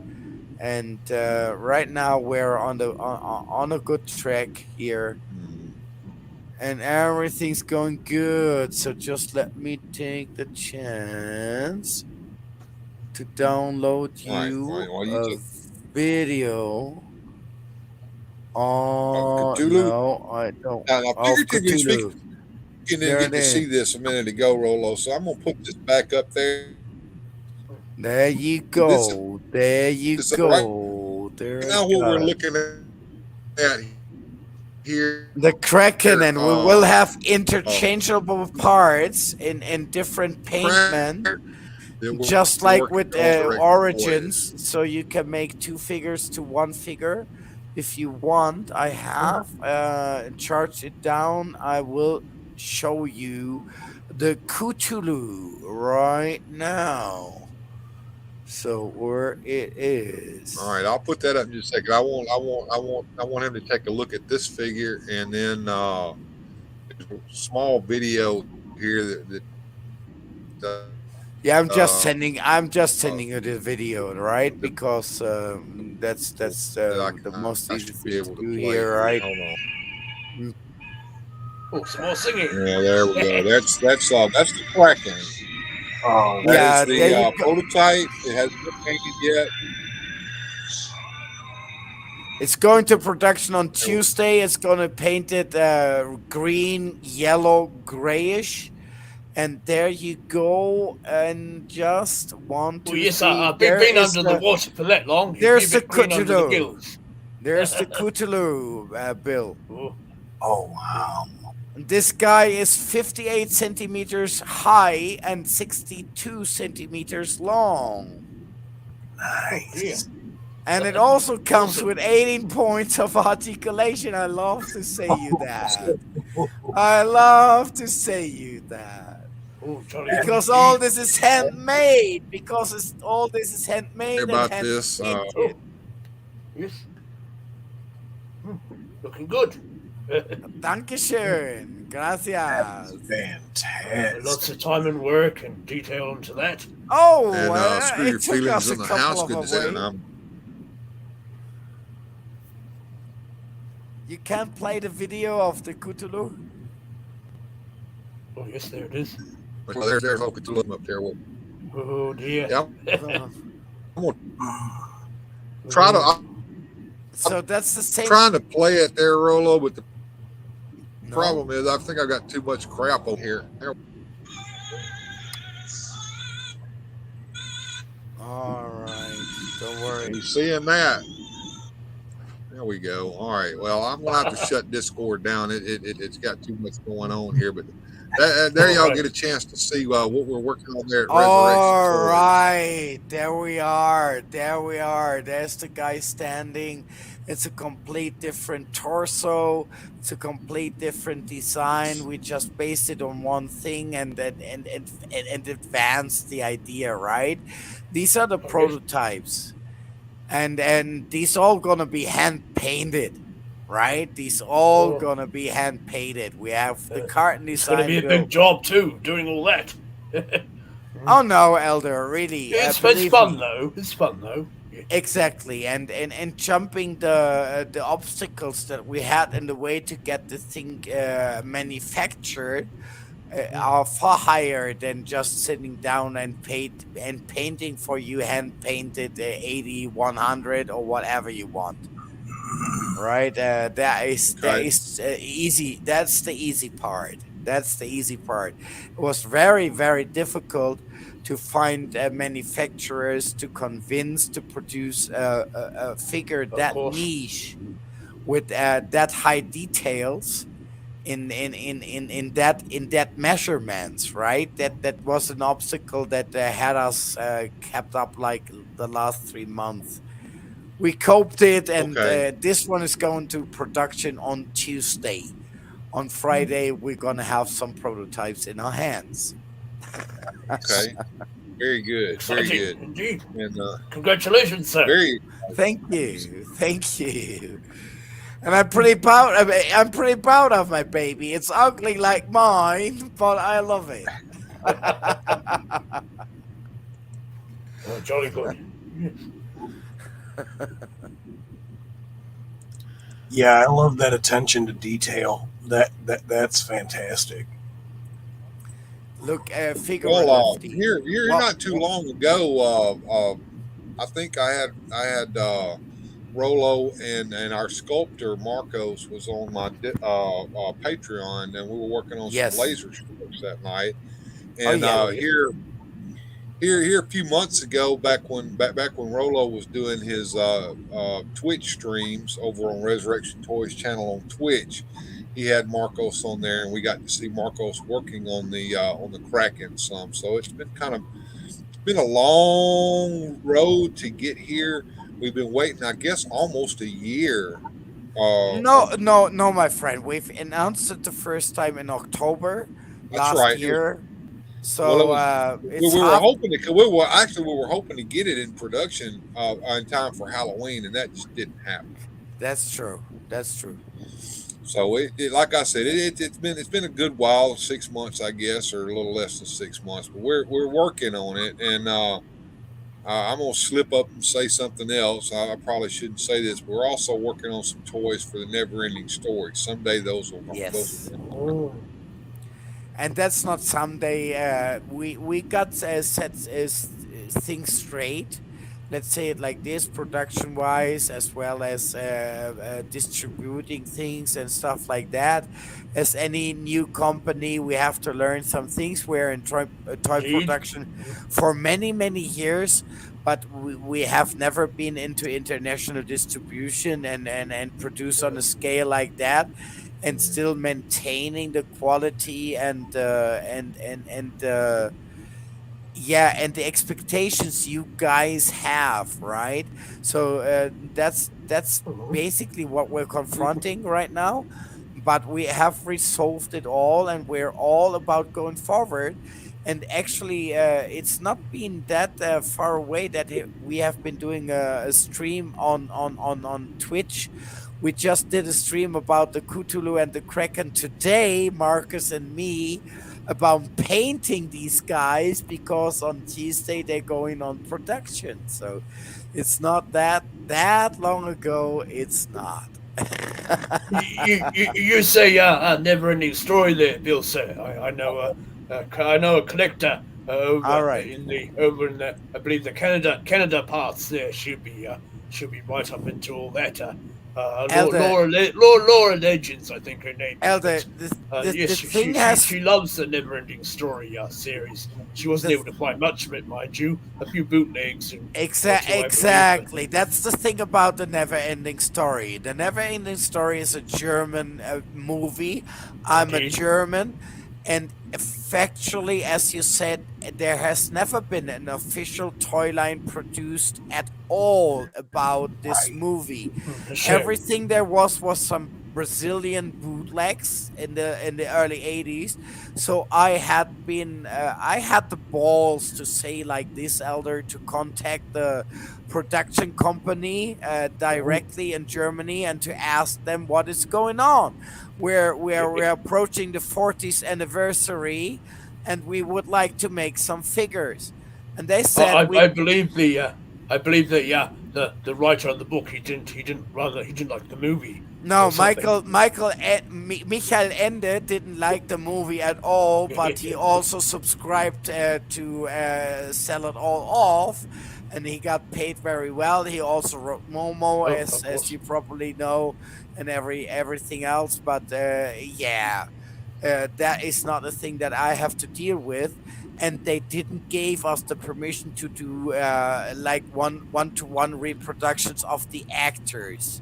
I They see. gave us permissions of the characters, right? Like And your old rock biter there and I can do snail racer fellow. exactly, and we also can do the characters, but not one to one face wise to the Yeah, actors, right? Of course, yeah. yeah. That And that, that that's kind of the It way it gets a goes. bit it gets a bit stressful when you're dealing with the yeah, likenesses and and it's getting complicated as well, Eldor, Yeah, you got because those then those rights issues when you start dealing with exactly people's all of a actual sudden you faces, talk to a million people, not just to one people, right? and you start spending more money than what you need to, and at that point, it's not worth it. So yeah, No, right now we're in the position that they basically told us, and this is more than 1 year ago, as you're right, Bill, that they told us you can do whatever you want with this. We never thought about bringing up a toy line about this. Anything that we want to bring up is a compilation for the 40th anniversary of a never ending story appearance Mhm. United States markets with all the Lima song stuff, which will be in 1.5 years. But they never right. thought in anything else. So what they right now gave us is, yeah, you can produce whatever you want.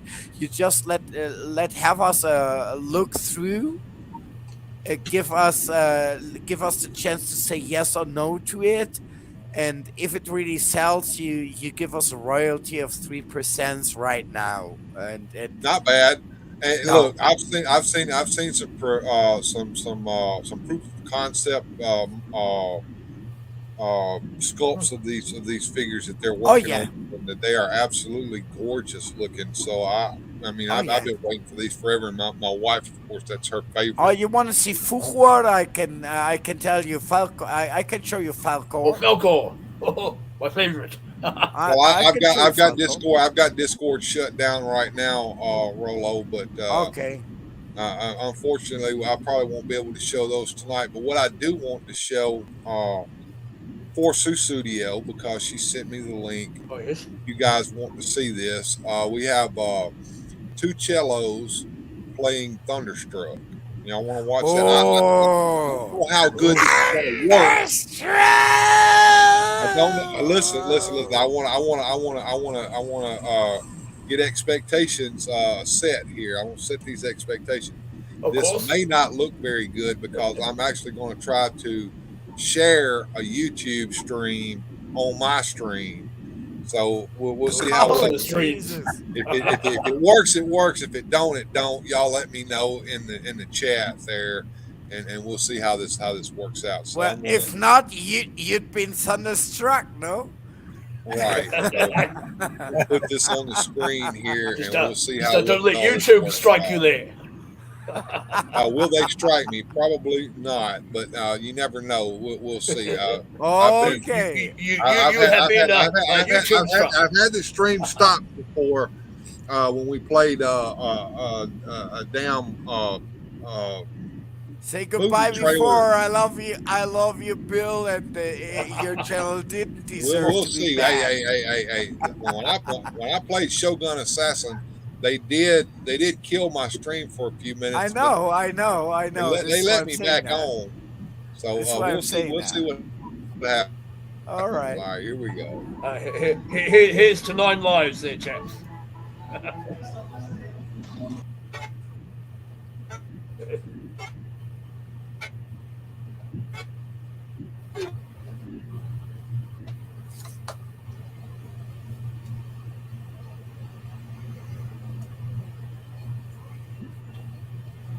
'Too fast for the YouTube to keep up, I think.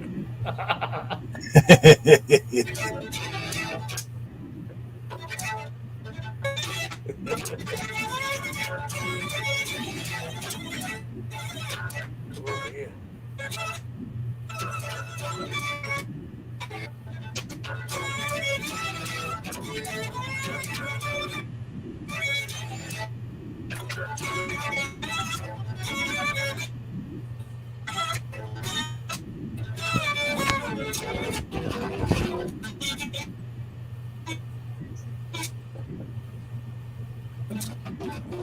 Jesus, I will download that video. Oh, jolly good. No. To be honest, Don't break a string there. I might look like a jerk, but I'm a sucker for classic music, right? Wow.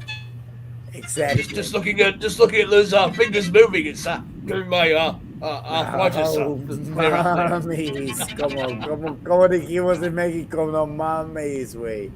No mames. No mames. Oh my god. That's great, Susudio. Thank you for sharing that. Indeed. Very clever fellows.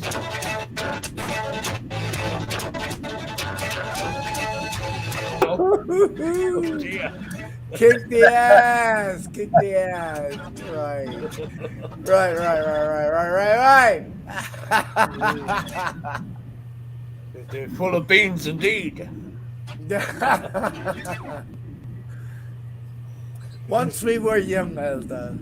Remember. Of course. Once we were young. Once I was that spry myself, but Exactly. Once we were young. Once we were young. Well, I'm sure it cut out a couple of times. I'm hoping that you got the gist of it anyway. Now you get the idea perfectly, and if you would like to share the link, I would appreciate that because this is something that I would like to watch tomorrow again. All right, I'll throw that up in the chat down there and let everybody have it. Thank you so much, my friend. Yes. There we go. Well, I'm starting to lose the old sunlight here at Castle Grayskull there, sir. So while there's still a bit of light there, so I can make my way around the halls, I might duck off there, get ready for bed. But, All right, well, Laura, it's good to have you on, man. You come back and see us again sometime, okay? Of course. Until then, good journey, everybody. Good journey to you too, Eldor. Good journey and greetings to Eternia.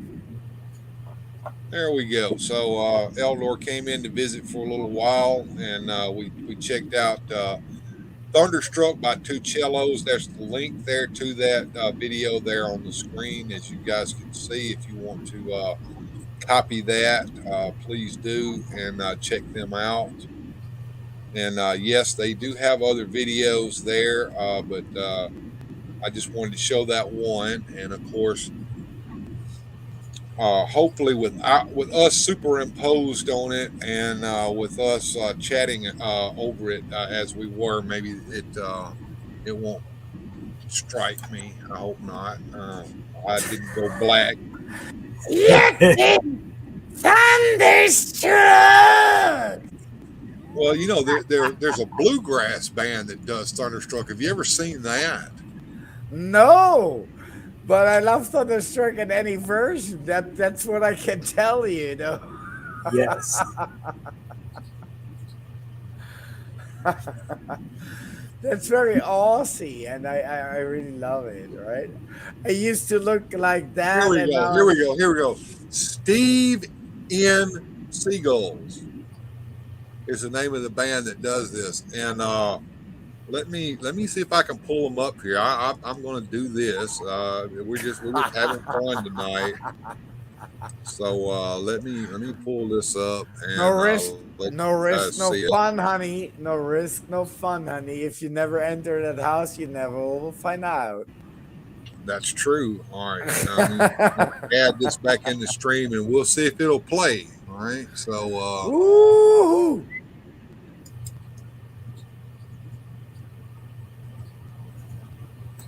I have to figure out how to do that. Just load up. Even.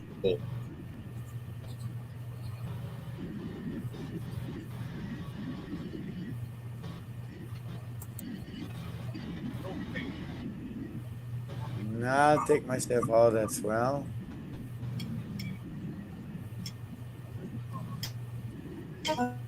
Just to ease it up.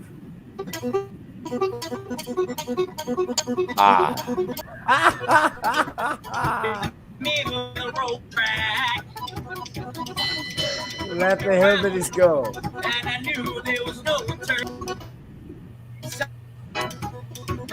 Beating the thunder of guns tore me apart.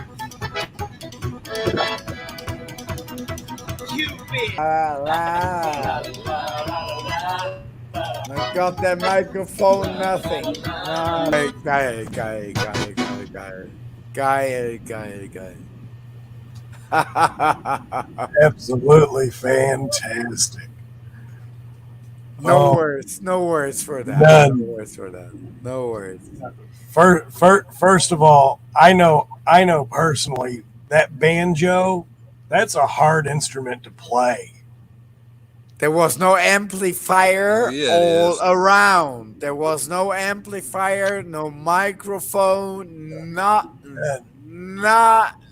They just knocked it out of the park. That's not the only stuff those guys do. That's not the only stuff those guys do, and they're damn good. And I haven't seen a better bluegrass band playing rock and roll music in my life. That's kind of neat.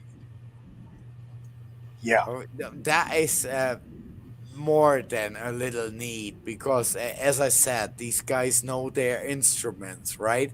Everybody there, as simple as the setup seems to be, is a goddamn professional, and I doubt that the majority of the modern bands can reproduce that. Right. Oh What do you God. think about that, figuratively speaking? I know you're itching to talk. Look, that once again, first of all, I know firsthand playing a banjo is one of the hardest. You cannot really, you can't put that in the line of a guitar because a guitar is so much easier to play. When you play a banjo and know that instrument, you are playing an instrument. Oh Period. wait, he's just setting it up, no? In the world of musicians, it's going from the accordion down to the guitar, down to the goddamn keyboard, right? And there we are. And there we are. And these guys are doing it all, and there's no keyboard, not even a string Hey, around. and they were playing the anvil and the spoons.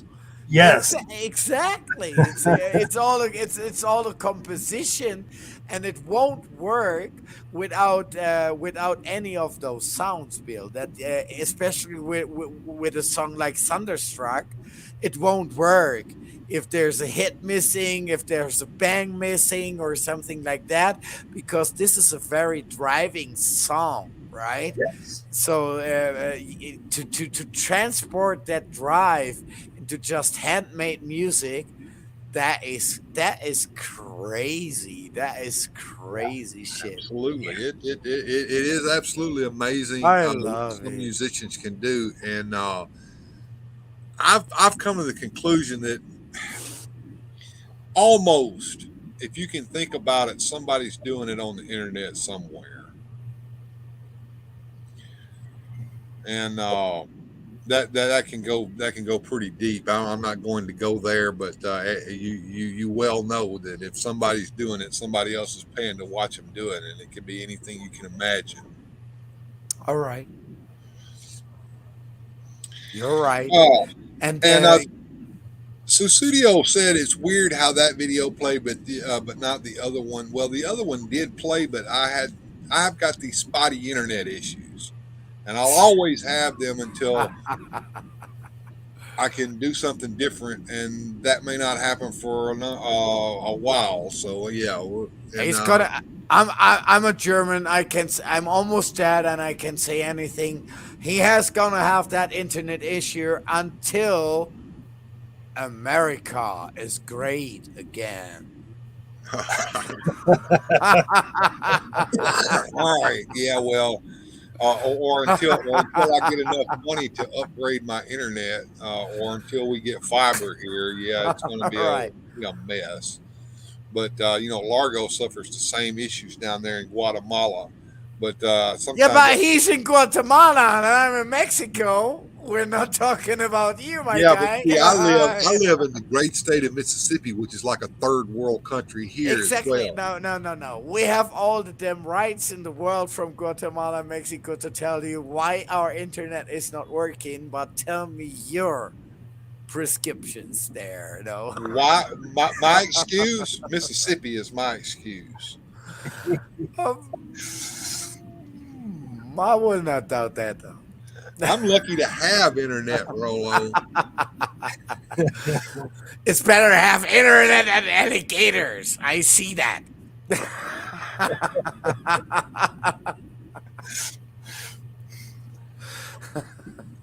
I'm not too far from you either, Bill. I'm here in Missouri, so yeah, we've got a little bit on the perspective for the internet, but whatever. But man, we're still like 3 years behind, 20 years behind Chicago. Yeah. And now I'll you tell hear you. me. I'll tell you a Missouri story. I spent a little time in Fort Lost in the Woods, and that would be Fort Leonard Wood for the rest of you guys who did never served in the Army, but we called it Fort Lost in the Woods, and goddamn, it was lost in the woods. But I remember that the armory needed to have all the weapons cleaned, and they do that once a year. And civilians do this, and they bus them in, and they bring this big, huge bus that they actually work inside of. And when I saw these guys unloading off that bus, I shit you not, it looked like Snuffy Smith and Dog Patch and every hillbilly trope that you can imagine. I'm talking big hats and overalls and flannel shirts, one guy had on a union suit with overalls over it, and you could see it buttoned up the front with two buttons unflapped in the front. And you could see the chest hair popping out, and I'm like, oh shit, they exist. My opinion about that, my dear Bill, as a disarmored German living for 13 years in Mexico right now, is this. My humble opinion is just like that, and it's not mine, it's not yours, it's not the one of face, it's just mine. It's just you're not doing bad if you know how to handle a gun, right? And Oh, we got somebody it's not talking in the making you house. it's and it's not making you a killer if you do so, or not ever, or whatever. It's just like that you have one more opinion. Oh, I love that shirt. I fuck the shit. I love that shirt. Is It's that not Johnny going to make you Sorensen, anything but just that you know or how is to that use a gun. is that Johnny Sorensen in the house down there? That's Mr. Johnny. That's Mr. Johnny there. Good to see you there, Johnny. What time Yeah. is it there in Oz? It's 3 p.m. 3 p.m. Okay. Yeah, but that's just down in Australia, so it doesn't count really, you know. Well, we had Zazel in the house a little earlier. I don't know if he's still hanging Was it? around. There ain't but five watching, according to six now. And We're a couple I of had to go. weirdos. I had to We're go a to the couple of supermarket, weirdos. so I saw the start and I ducked up and came back. you recently had a good long chat with Largo over in Largo's Lounge, did you not, there, Johnny? Yeah, it was sort of unplanned. I mean, it was in the works, but that day wasn't scheduled. It was actually I was doing a bill. I was testing equipment, and it sort of went on from there. Okay. What you been up to there, Johnny? Oh, nothing much. Just pretty busy week. I've been doing unpaid volunteer work at the op shop where I get to sort books and toys, but that's only temporary. I've got a regular job starting again next week, and I've had to do a whole heap of online training and other nonsense, and 5 a.m. and 10 p.m. squeeze it in Oh, before I start with Jesus other. Christ, that sounds nasty, my friend. That Yeah, sounds so doing nasty. like hours and hours of training before and after regular work. No, no, no, no, no, no. In that case, you can call me a lucky guy that I got cancer in the middle of my medical career. You will never get me back in 90 hours. You will never get me Yeah, back into that. I learned my lesson very well, my buddy. I like your headphones. The light on the side looks cool. Oh yeah, got you. Is that a new pair of headphones there, Rolo? No, it isn't, because I cannot afford even the shit under my nails, buddy. That is as old as my I got a ass. pair of shit headphones too. I That is wear that them every old once in as a my while, but I ass. think every time I wear them, the microphone cuts in So, and out on them. so So you wanna know the hard truth? This fucking shit cost me less than 1 gallon of gasoline in your country just like 3 years ago. That's the bitter truth. That's the bitter truth. You asked me for it, and it's glowing. Your gasoline is glowing as well. Glowing and showing. yeah. Well, Yep. Yep. as things begin to get late at night, is there anything you guys would like to see in my little collection of crap here? I've got Ooh. I've got some commercials. I've got Godzilla Training Day. Have you seen that? I Oh figured. yes. That was good. Oh yes. And I've got Tila singing "Drunken Sailor." I've So if got it's getting that creepy, if it's getting that creepy, I would like to go to back to 1952 and see another Caroline or whatever is going now on I there. don't have any of those pulled up, but I do have a Batmobile commercial that I accidentally uploaded. You guys want? It's about 30 seconds. You guys Accidentally. want to see that? On that. All right, here we go. We're gonna watch. This is an old Superpowers Batmobile commercial. I kind of like this commercial, if it's what I think it is. Coming from the farthest reaches of the universe to challenge the worst villains on Earth are the most powerful heroes ever in the battle of the Superpowers Collection.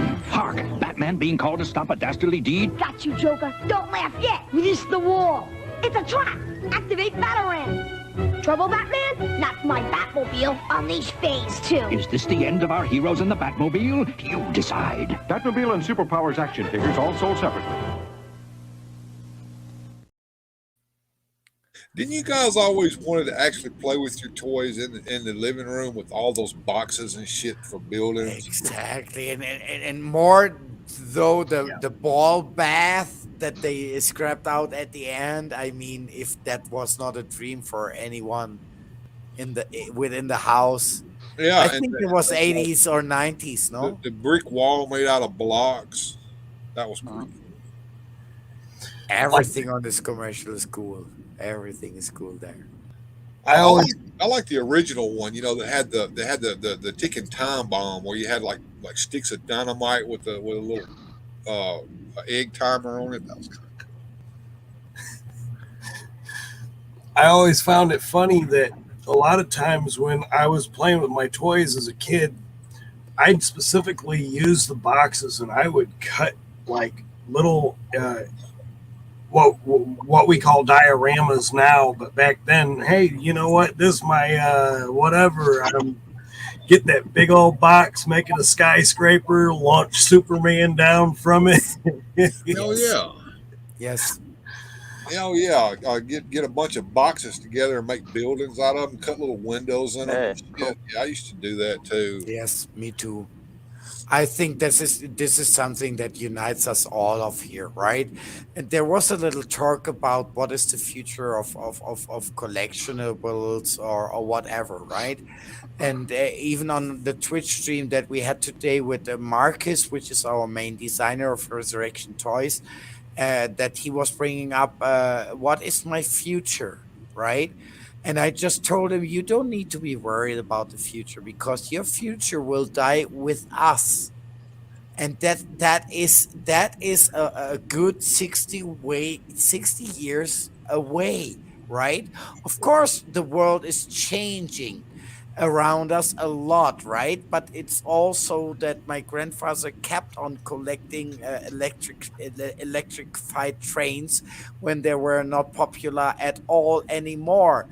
And there's another thing that I have to bring into the favor of our idea that I really think and that I say as a German, referring to the stories that my grandmother told me what was happening at the end of the Second World War, right?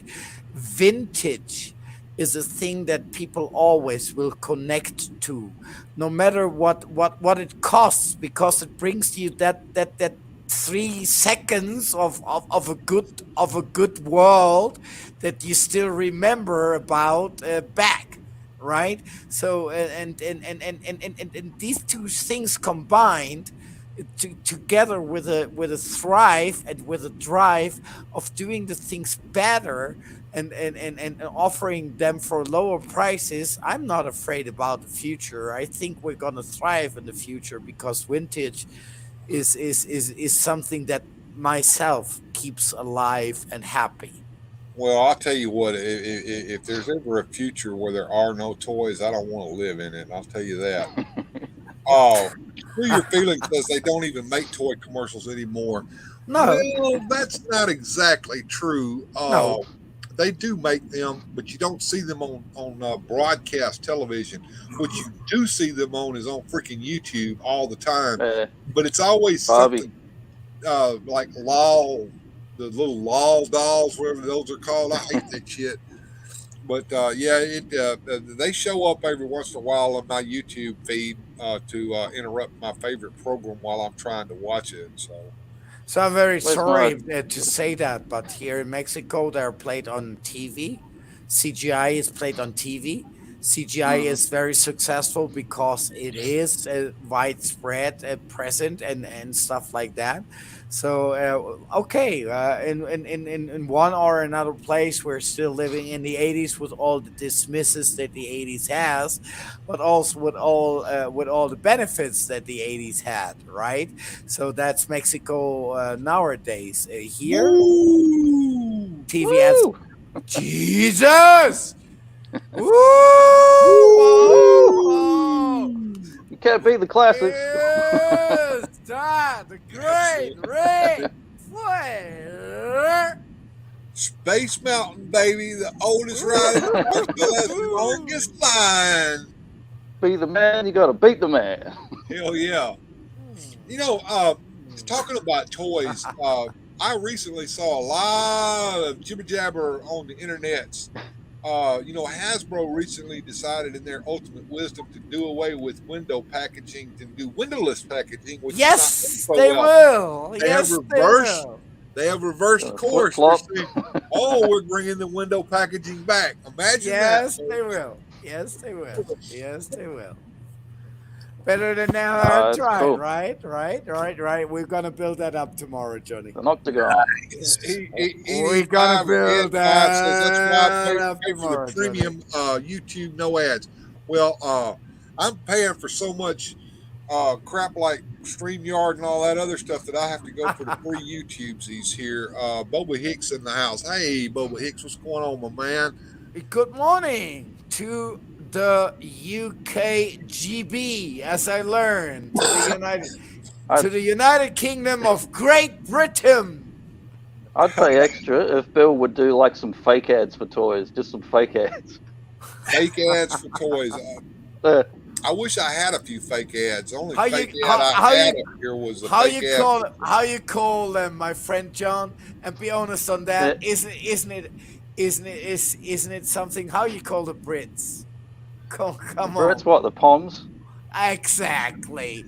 Prisoners of Her Majesty, welcome to our stream. Actually, Her Majesty passed away here recently. I think it's a king now. King Charles. Has he been coronated yet? He hasn't even been coronated yet, has he? I would prefer to be called a Pom than a Pock. Prisoner of Charles is not better than. It's not any better than. Let's see here. Breaking news. We got some breaking news here. Let's see. Hold on. Breaking news, guys. Don't make unnecessary journeys. Don't take risks on treacherous roads. And don't swim in the sea. Incredibly, people have been spotted in the water here in Blackrock and Salt Hill, both today and yesterday.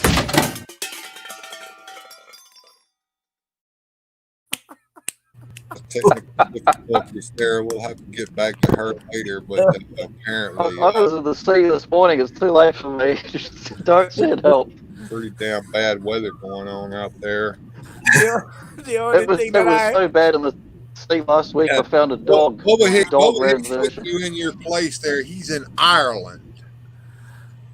That is why I'm referring to that, Mr. Boba Hicks.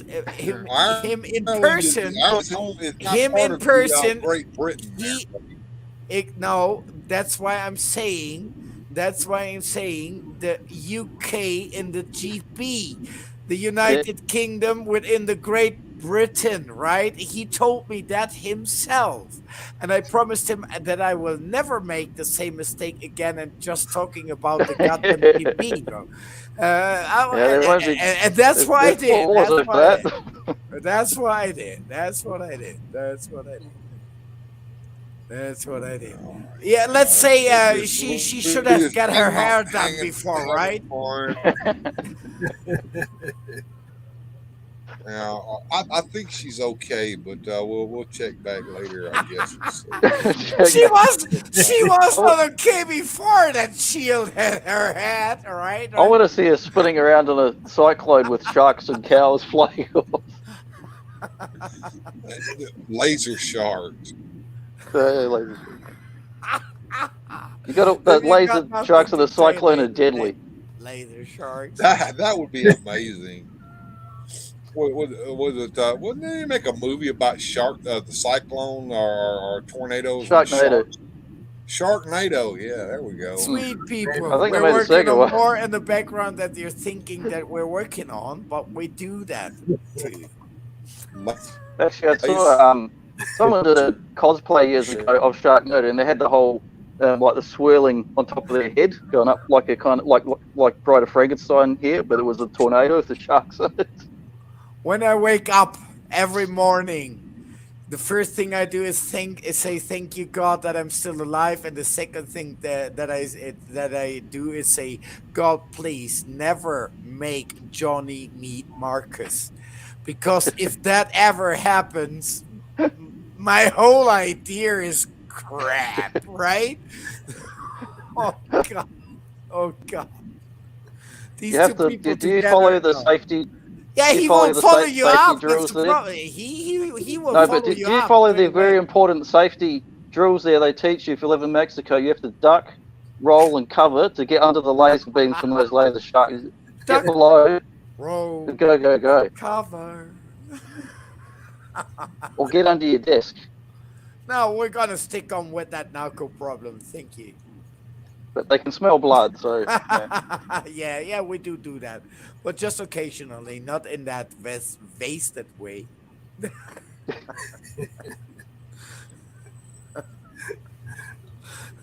Good Lord. He's cracking you guys up, man. It's What's all that? happening on your stream, and you got on online. It's not a fault. I'm just hanging out with you guys now and having fun. But you never know what's going to happen late at night, because we get kind of jumpy sometimes. Yeah, you're never gonna know what's gonna happen when Mexico and Australia is gonna unite. No, you don't have an idea. It's not that you know. What you gotta do, brother? Right, exactly. Yeah. Oh wow. Oh wow. Need a term. You got mega powers, you got mega bucks on the Mega Idiots movie. If you don't got your 50 minutes, you did something wrong. You definitely were boring. You definitely be boring. I got my 15 minutes and I can document that on YouTube. Hey, what you need, Bill, is like an old Python. You said Graham Chapman come on as a military guy and go, stop it. It's too silly. You need that. Just cut it off and have someone come and go, it's too silly. So Slaughter has been here. But completely different. Yeah. No, it doesn't help. It's like people like us, Johnny. You can't help them anyway. No. No, we were born this way. There's no helping. There's no helping. That's it. There's no therapy existing, no medicamentation, nothing like that. It's just you have to deal with us. I've seen a friend of mine last week, and he's a good mate, and he won't mind me saying this, but he's in a wheelchair since birth. But so sometimes when you eat like a biscuit or something, the crumbs get on your shirt, and I say goodbye to him. I said, hang on, you're a bit crummy, and just help him shake the crumbs off. And he goes, oh, yeah, man. He goes, yeah, I am. I'm starting a bit crummy. I said, oh, there's no help for it. You were born crummy.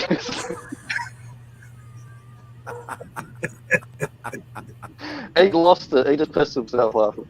No, it's more than all right, and it's more than understandable under the circumstances we've been living. And I would be very honest, and I think Bill can agree to me up to a certain degree with that. That if I say that nowadays I wouldn't have a way to find my way through that play by mention that's going on all around us if I wouldn't have been through all the times that I've been through, if I wouldn't have had seen already the hard times and the confusing ways, right? It's still kind of hard to get through of that, but it's more understandable for me. It's more understand. It's like, okay, I see that. I get it, more or less. Let me see if I can pull up something. We're talking about hard times. Oh, thank you, please, sir. Oh, here we go. Yes, sir. Let me get this going somewhere. This over here. Pull this over here. Stop this on play. Come back over here. Now you're gonna tell me about my hairdo, aren't you? We've been talking about. No, I'm gonna let the man. That's so you crazy hat. Tell us now. That's why you done that. All right, we're gonna pull this into the stream here, London's and we're calling. gonna find out what hard. Yeah. American Dream.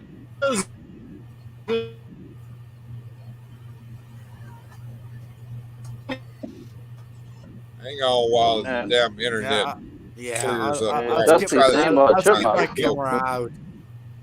Right, hang on, I'm gonna turn my camera off here. That may help a little Exactly. Now, let we want to hear Dusty Rhodes tell us what hard times really are. Let's go out this country. There you go, folks. The American Dream, Dusty Rhodes. Great guy. Absolutely. There he is, right there. Standing up. He's reaching out. He's reaching out. There we go. Yeah, reaching out to touch each and every one of us out there. Yeah, because everything that he said is just missing in this world right now around us. No, standing up for a certain thing and taking a position and holding it, right? If it's popular or not, and this was at that point not a popular statement. You have to remember, right? So this is just respect.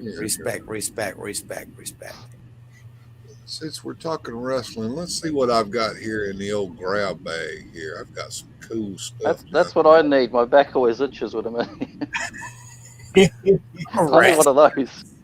I just gotta get grabbed back, and I suck out a lot of wrestling there. Let's see. Let me see what I got here in the old grab bag of good time stuff. Oh, we got Screw Your Feelings in the house as well. We got Ed 5 in the house as well. Thank you guys for being with us. Screwed, Rude, and Tattooed, here we are.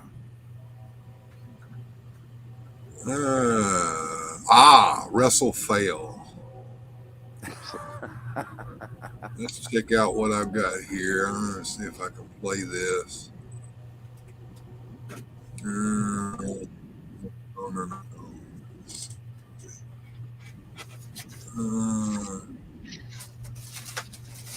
No, that's not what I'm looking for. Let me look. Johnny, They did two different colors of that. I didn't know they did a purple one and a green one. I didn't know. Oh yeah, it has. That's the Snake Mountain. Oh, yeah, that that's is cool. so cool. I mean, it's the same ring, but I didn't know they'd done it in two colors because that was the earlier release, wasn't it? Yes. I've only seen the pictures for the box on Amazon, and it didn't really show you the actual item. Yes. Actually, I think there's a red, a green, and a blue version of the lanes. There's three. Yes. Yeah. I got the green one a few weeks ago because it was always double price. I finally got it for retail online. Yeah, that one there, the figuratively speaking, got now. That's the one I Ooh, just who got. do we have here? Who do we have here? Hello there, Who are good you? sir. It is It's it the is third the doctor. here. Am I coming in loud and clear, sir? Yeah, yes, I can see you there, Doctor. How are you doing there? I see the TARDIS there in the background with you. Yes, sir. I've run into a bit of a spot of bother, you see. Okay. Maybe I might have to try and reverse the polarity of the neutron flow. But that would be. I thought I would come and warn you that the Daleks are attacking. So I have to go and hurry. I have to go hurry and rescue Joe and the Brigadier. So okay. I was told that you were a fan of Doctor Who there, Bill, sir. So I am. I thought in my adventure here that I might pop in to say hello to you. Well, good. I'm glad you did there, Doctor. We appreciate you coming in and seeing us tonight. Of course. Thank you, Doctor. Oh, heavens. Flaming balls of fire. The Daleks have found me. I better rush. All right, cheerio. Uh-oh. Those damn Daleks always find you.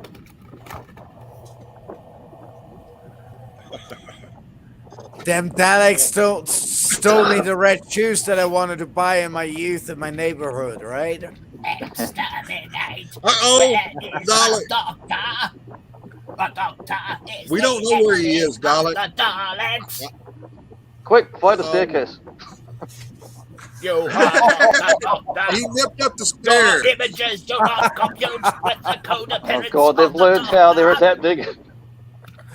Put that on screen, man. That's great. That's great. Put on that Dalek. We're He late. nipped up the stairs, Dalek. All right. Well, I guess he's gone. All right. So let's They just exterminate and run. There's no time for those Daleks. all right. I'm going to try something here. I want to share this with you guys. Probably one of the most insane wrestling promos that I've ever seen in my life from a gentleman that you guys might all recognize. If I can pull it up here. Afterwards, having the most weird experience here in live in your stream at all. Greetings to the Daleks. I hope you're still there, buddy. When But I that do was weird. an up all night, That you roll was over. weird. When I do an up all night, you never know what I'm going to end up doing. All right, so let me stream.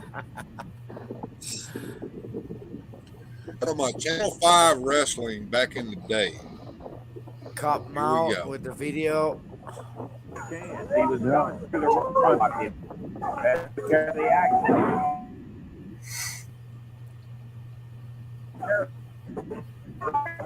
Here for a purpose. I came here for a purpose. I want to know where Judge Jerry Lawler is. I came. Where is Lawler? Lawler is in Florida. He had other commitments. You are a liar. You are a liar. I came here for a purpose. I came here to go ahead and not show before 10,000 people that Lawler is nothing. I wanted to show it before 10 million people. You are a liar. I'm not, Terry. Why don't we talk about I want to show the people here that Lawler is the meanest man in professional wrestling. I am the meanest man in professional wrestling. I'm going to show you. I'll show you. We don't have anybody here. Hell, you do. We don't have. Hey, come on, Terry. Oh. No, don't. Now listen, don't get Lucha involved. Libre. Terry Funk. Terry Funk, out of nowhere, comes into the area. Jimmy Hart tells the Nightmares to get out of there. Oh, Jesus. Referee calls what that's going to be a disqualification. Leonard fired into the rope. He's kicked out on the floor. It's Funk. Come on now, Terry. Get out of there.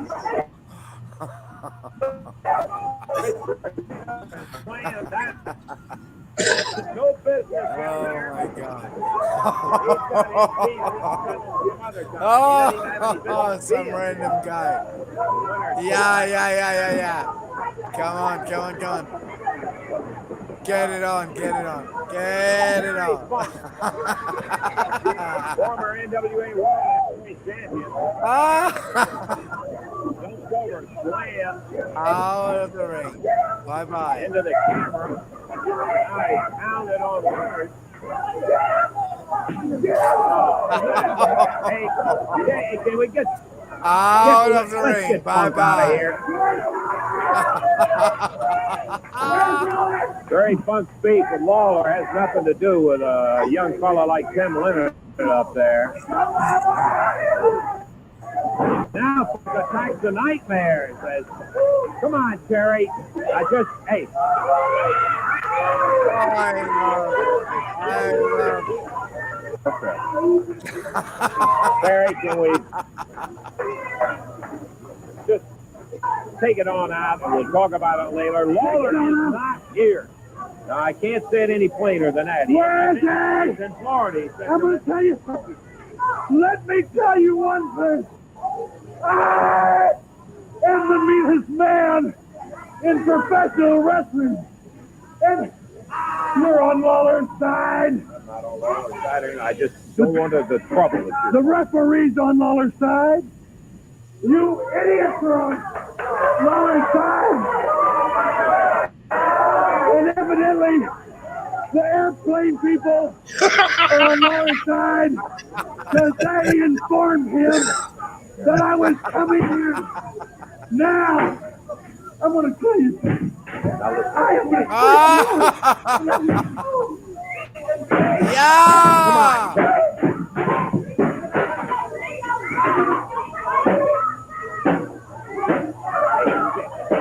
I'm the biggest man in professional wrestling. Okay.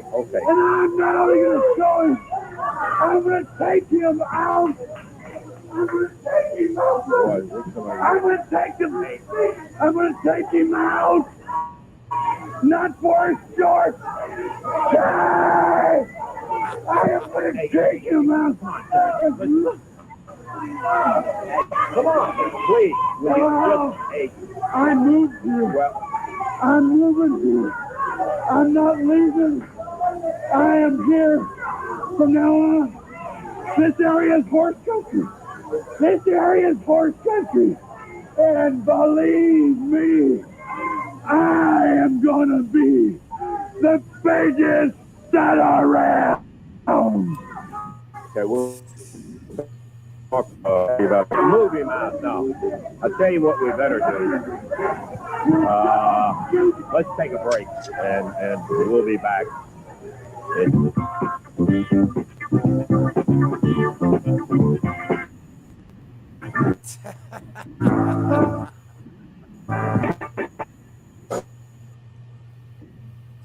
Shit. That was a fucking show, eh?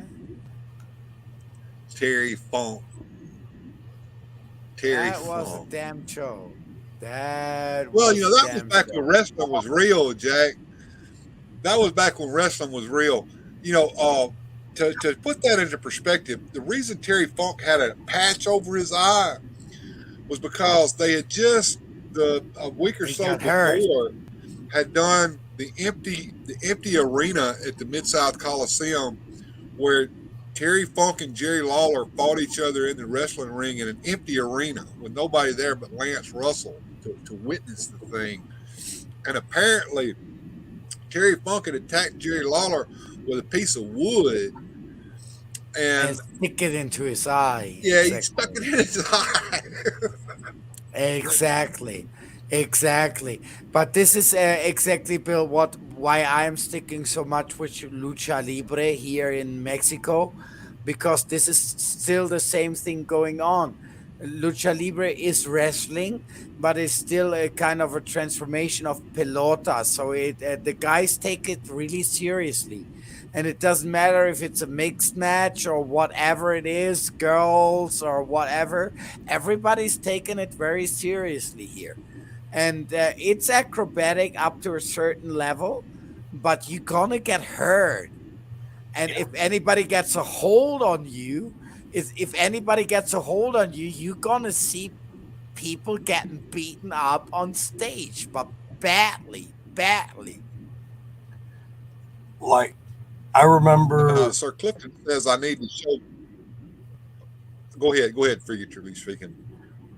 I remember when I was a kid. I was born in '72, and I've lived here in Missouri all my life. I've lived here in the city of St. Louis, and we've got a place here that's known as the Chase Park Plaza. This is where, if anybody ever remembers, every Saturday they had the wrestling venues here at Chase, wrestling at the Chase, and that was here in St. Louis. And our venue that we had here at the Chase Park Plaza was absolutely ridiculous. My first experience with wrestling was Junkyard Dog, Dick the Bruiser. You know, you talk about phenomenal wrestling greats when wrestling was wrestling. When they were actually putting on the hits, putting on the moves. It was not scripted. The best man took the turn. Exactly. Well, Sir Clifton wanted me to show the Shockmaster. I will do that for him, but first, we need to show another Terry Funk clip. Now, this is in 2 parts, so I'm going to show the first part, and this is called Terry Funk Finds a Sissy. Cliff, I have to tell you that I always believed you are an Aussie, but now I know you're from Texas. Anyway, I love you, buddy. All right, let me pull this up here, and we'll look at Terry Funk finds a sissy. Same team took. I think watched a wrestling match knows that for a long time I've one of my most bitter enemies has been Terry Funk. I've had some of the toughest matches that I've ever had with anybody with Terry Funk. But after last week, I think everybody that just witnessed this little tape knows that was no day at the park either, you know. So what I did, I called Eddie Marlin after cousin Carl. You know, he's semi-retarded anyway. I want you to realize that. After Carl came in to the ring and interviewed the next day, I want you to favor. It was 4 against last night. Line it up a little bit. Just get us anybody or call somebody. Give us one partner. But I want you to do this, Eddie. I wanted you to get the meanest, the toughest, the wildest, the craziest, the goofiest man you can call. That's the kind of. And then the next morning he called me back and he said, I got the perfect man. Yeah. And I said, who is it? No, I'm thinking, you know, maybe Roughhouse Fargo or somebody like that, you know. And he says, I got the perfect man. And I said, who? And he said, Terry Funk. Whoa. Now, after I pulled myself up off the floor and shook myself and came to and everything, I thought, Terry Funk, Eddie Marlin, do you realize what kind of man Terry Funk is? He hates my guts. And he said, wait just a minute. I've got an agreement with Terry Funk. I've got Terry Funk under a bond, and you know, our Terry Funk owns one of the biggest ranches in Texas, and I've got it on paper with his name on the contract that if he were to turn on either you or Sugar, then all of a sudden Jerry Lawler's going to own the biggest ranch in Texas. That's right. Okay. So I want to bring Terry Funk out here right now. I think that we have an agreement. I wanted to call him in here this morning. I wanted to make sure that everything's going to be square. So, Terry, if you'd come right out here. Now, Hart, I want you to know something, brother. You think Sabu is a wild man. You think Bobby Eaton can get crazy. Well, I want to tell you from experience that this man right here is meaner than any rattlesnake. He is tougher than any shoe leather. And, brother, he is going to be in mine and Sugar's corner. And all I can say is going to be a black day for the family. Is that right or not? I heard somebody call me yellow out here. Well, let me tell you something. I beat a man half to death in Houston for calling me yellow. That's right. And I'll tell you something else, too. When I was just a kid, I used to take legs and bite them off of grasshoppers and eat them. And you know what my daddy used to tell me? He'd say, Terry, he says, why do you do that stuff? I said, just for the hell of it, Dad. And I'll tell you something else, too, is I cannot stand sissies. I think a sissy That's my goddamn problem. Are you?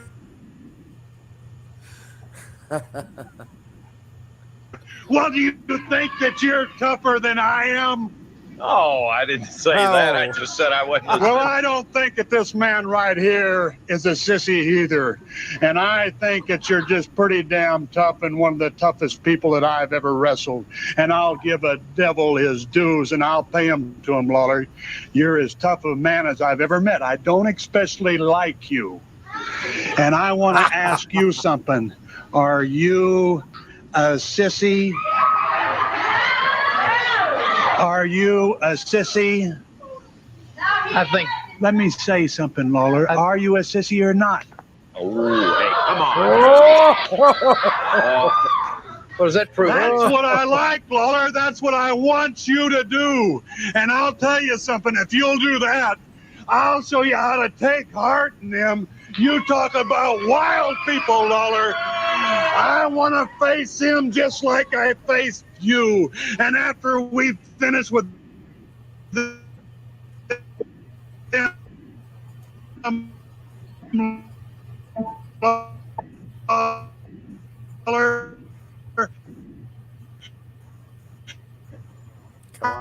on. Trick up.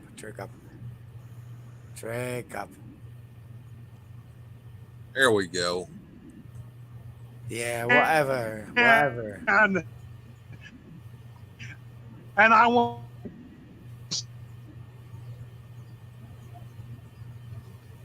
Oh, Jesus. Wait for the stream to clear up again. All right, here we go. Maybe it's going to clear up some. Are we still on, guys? Here we go. Yeah, we're on, buddy. This is that weather they warned us about. That lady's floating away. And we leave the pump in the middle of the ring, and I'll shake both your hands. And I'll tell you this right now, it's going to be a great day for Memphis, Tennessee, because we're going to finish off the family. Okay, Brown Sugar, Jerry Lawler, Part Terry Funk, game of Lawler as okay. 6-man tag.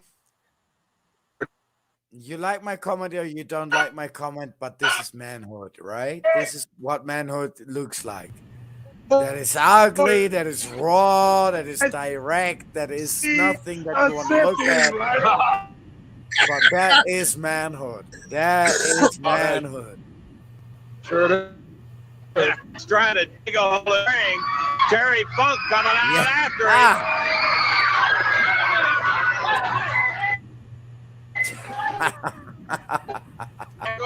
Chase Barnett right out the studio. Oh boy.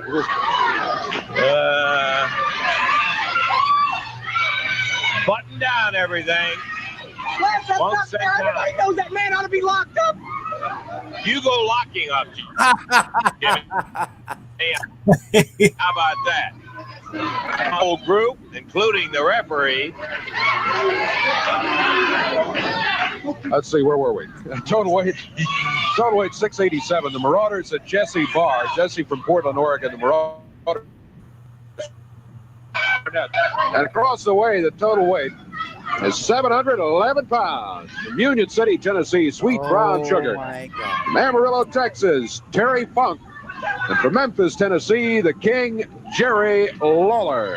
One fall, 15-minute time limit, 6-man tag team match. Okay, here we go. Bell time. Look out. Jesse Barr starting out against the King, Dave. Back to the ropes. You know, when you got somebody like Terry Funk around the ring, you can't keep your mind on anything else. You never know what that guy's going to do. It's like Lawler mentioned rough Fargo, and when he was on a tear, got to where a tear is right there. He's round behind Jesse Barr. He throws him through the ropes. Lawler's out here with one of the Marauders. Funk's got the other one.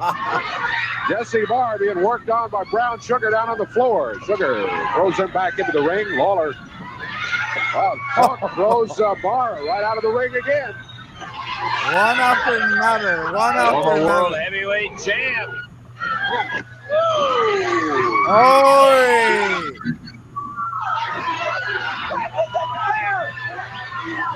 The Marauders out. Everybody that comes in gets fired out.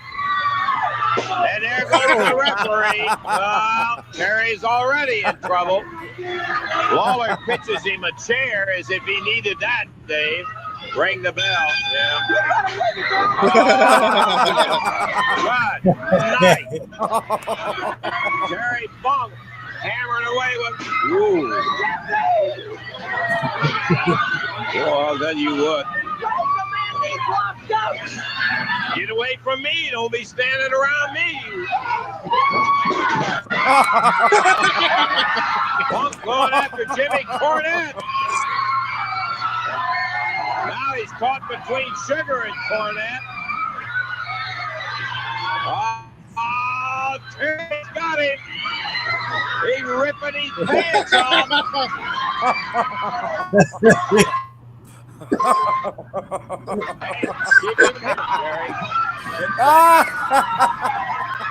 Hey, come on, get him out of here. Come on. No. Hey, come on, Terry. Hey, come on, Terry, get him out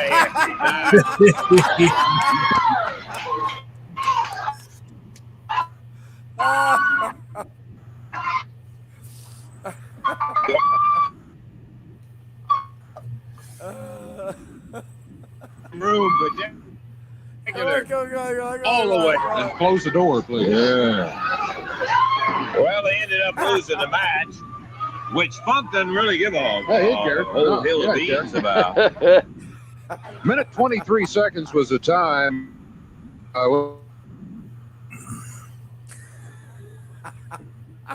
And now to take time, gonna be back.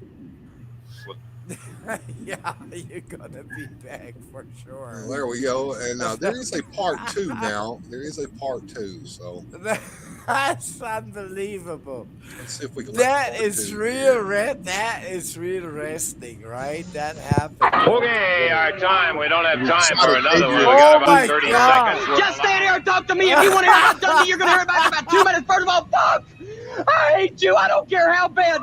But I hate Jimmy Hart. I don't care how bad I hate the First Family. I hate you worse because Hart's not insane and Hart's not a big bully. And the Dynasty is going to be cheering him on every step of the way to try and get rid of you tomorrow afternoon. As for Dundee, you remind me of somebody that beats his head against a hard surface because he don't know when to stop, because when he does, it feels good. You keep coming back week after week, time after time, and Adrian beats your head on, and we're going to do it again tomorrow. We're going to take a lot of pleasure when that big, thick leather strap comes down time after time across your back, Jimmy, leaving those big red welts. Our time is up. He wouldn't have done that. He wouldn't have done that if I'd been there to look after it. Okay, we got to go. I'm sorry. It's quit time.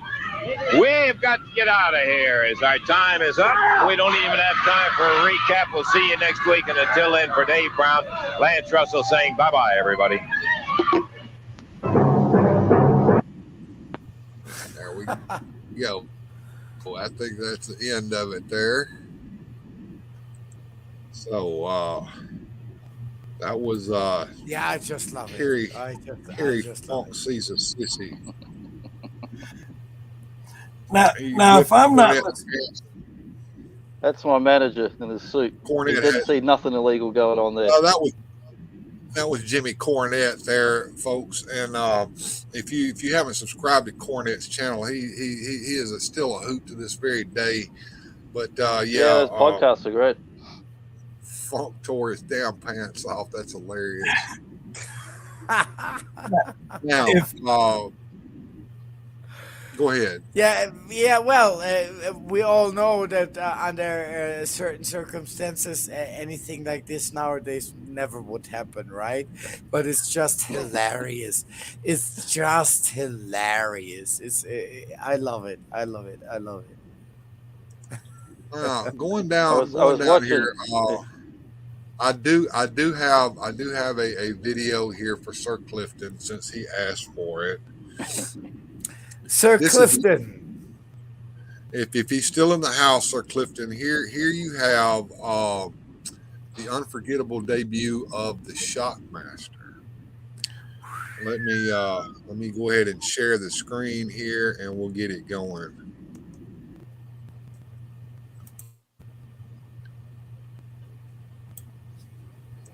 All right, here we go.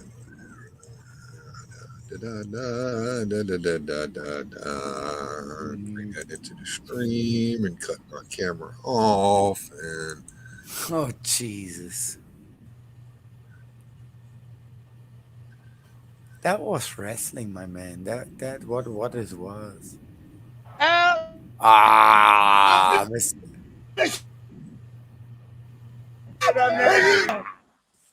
how horrible! Cool. That's classic. Just You know, they say all men are created. Dusty Rose, There Sid we Vicious, everything that's new. go. We were about to get some math lessons there from Scott Steiner, but stopped that before it started. But yeah, that was the Shockmaster in his debut as he stumbled out. And, so good. He's head over heels. Wondering, that was Tugboat, and the voice on the microphone of the Shockmaster was actually, I think, Arn Anderson in the background there. But yeah, the epic debut of the Shockmaster. Well, the mask that does that is hanging right up here, right? No problem. Put it in with silver screen, but that's epic. That's just epic. No, out of curiosity, didn't they make a figure of the Shockmaster in the WWE wrestling figure line? Not that I know. I don't think so. I thought they did. That might have been somebody's version of a joke though. But he came upside down in the package, kind of backwards.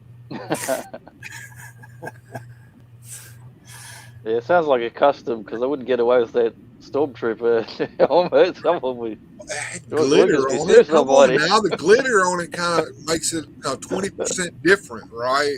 Yeah, 20%.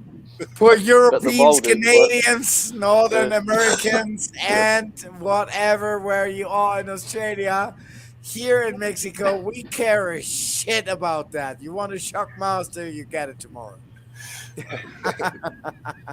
Yeah, same as some of those quality toys from China. I hope Sir Clifton was here for that. If he wasn't, maybe he'll catch it on the restream. No, Clifton was here. He literally commented during the clip. Did he? I saw "Screw Your Feelings" comment, but I didn't see Clifton. Yeah, Clifton was shocked and amazed.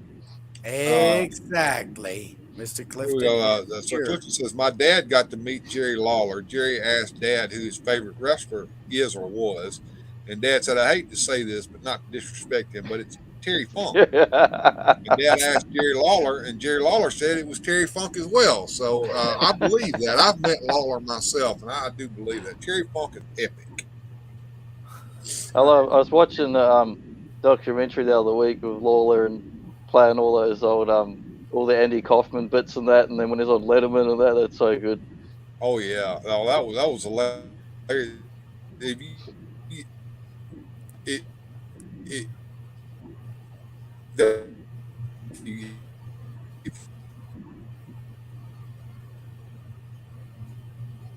I like that they carried the bit on for so many months, and people thought it was real. It's like smacking them around. Getting better. I'm going to do a very wrestling wise thing. Would you give me permission for just like 3 minutes, and I would just go off and vomit? Yeah, and sure, I'm going to sure. promise you, I'm going to vomit some blood. I promise you that. Permission granted. As much as you like, I'm just going to be keep some. back in a couple of minutes. Keep some, not all of it. Detail there, Rolo, but you take care of your business and come on back. I think probably the most epic epic match that I remember with Terry Funk was when he went up against Mick Foley when he was Cactus Jack in that Chainsaw Charlie or Oh, that was in Japan, if I'm not mistaken. that's right. Yeah, I've seen that, and I think they both wound up on an ambulance after it was over with, hauled off because I mean it was everything you can imagine: barbed wire bats, thumbtacks in the ring, uh, uh, foreign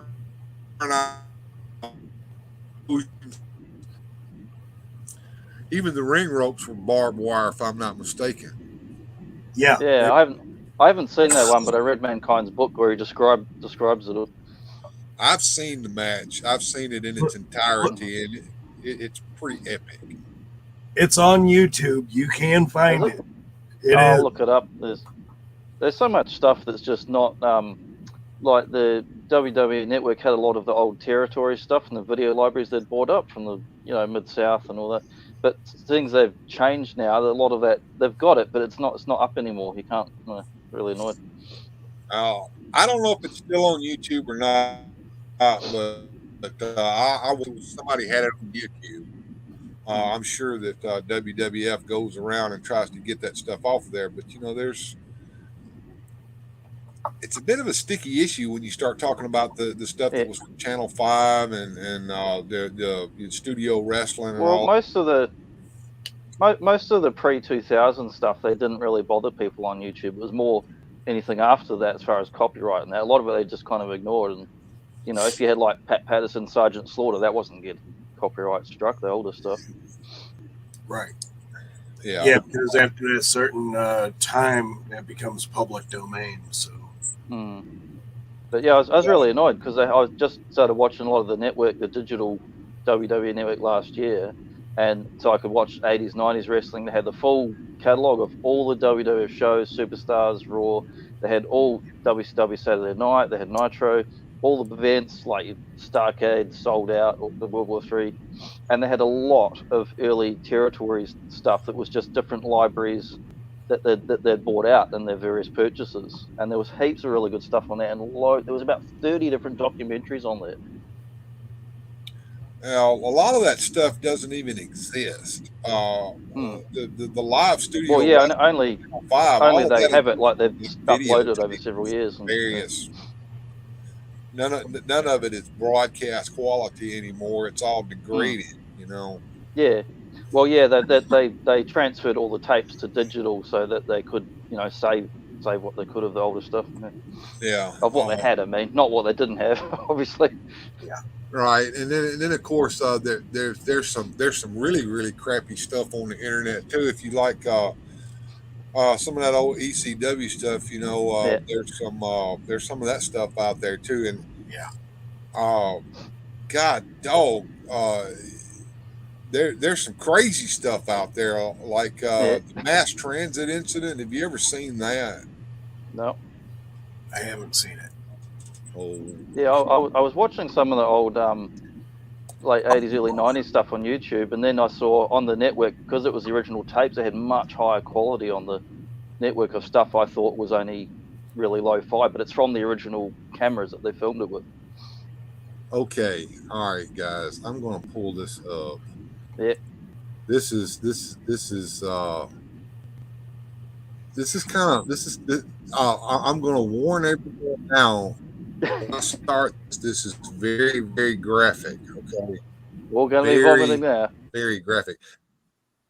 Yeah. Hopefully the internet will cooperate with me on this one. But let me share the screen here and we'll watch this.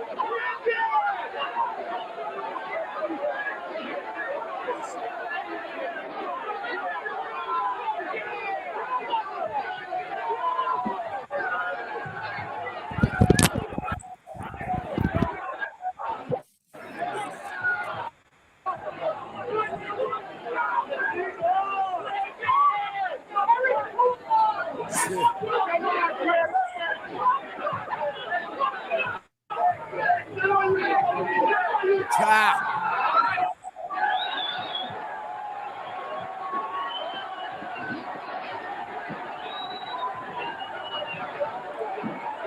Yeah, yeah, yeah.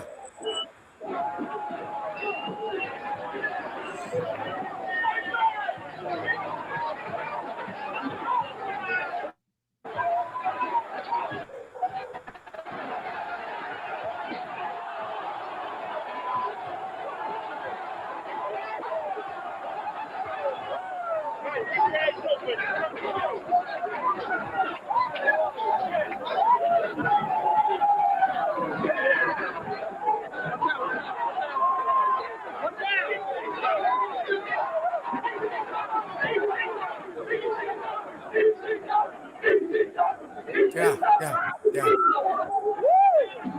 There's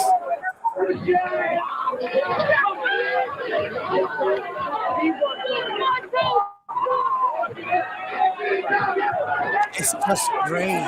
It's just great.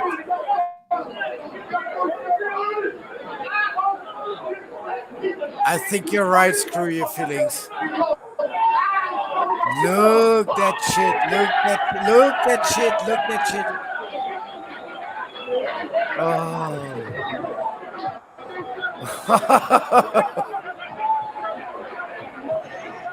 Oh my god.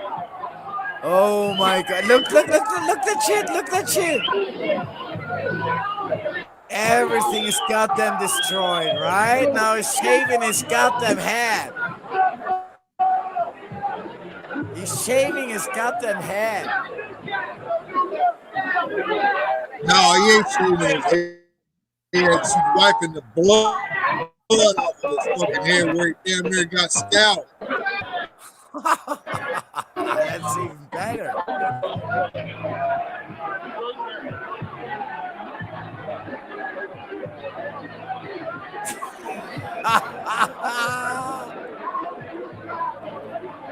Oh my god.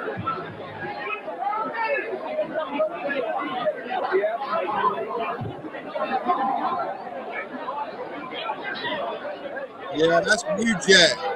Oh my god. Yes. There's a long story behind this.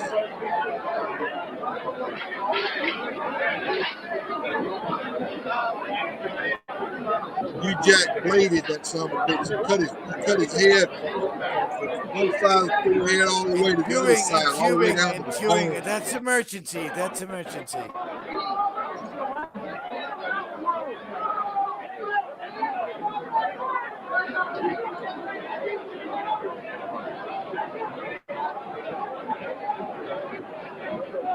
No my. No my. No my. Pump it. Pump it. Pump it. Throw it. Pump it.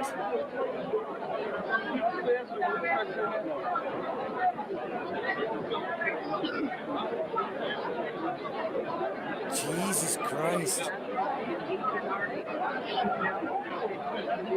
Pump it.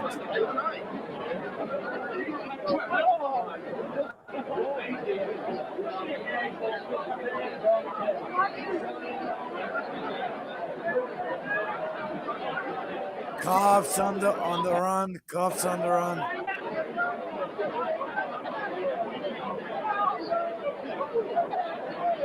Come on, come on, come on, come on, come on, come on. Get up, get up, get up, get up, get up.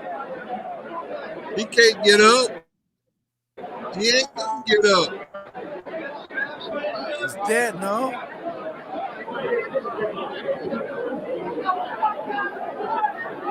No.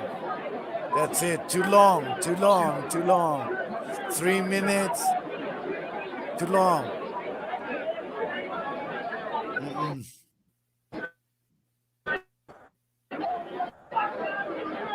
Jesus, I never saw that. I never saw that. No, that's it. Yeah, yeah.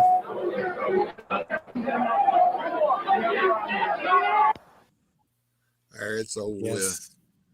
All right. No, more than That 3 minutes. was the mass transit incident. All right, Jesus what Christ. happened there was, if you've never seen that before, what happened there was No. this kid calling himself Mass Transit. He was 16 years old.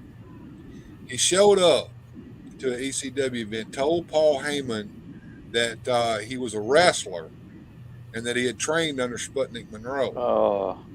And Heyman put him in the ring. All right. And he told New Jack that he wanted to impress his dad in the audience and show some color. But he didn't want to blade himself, so he asked New Jack to blade him. And New Jack said, "Sure, I'll blade you."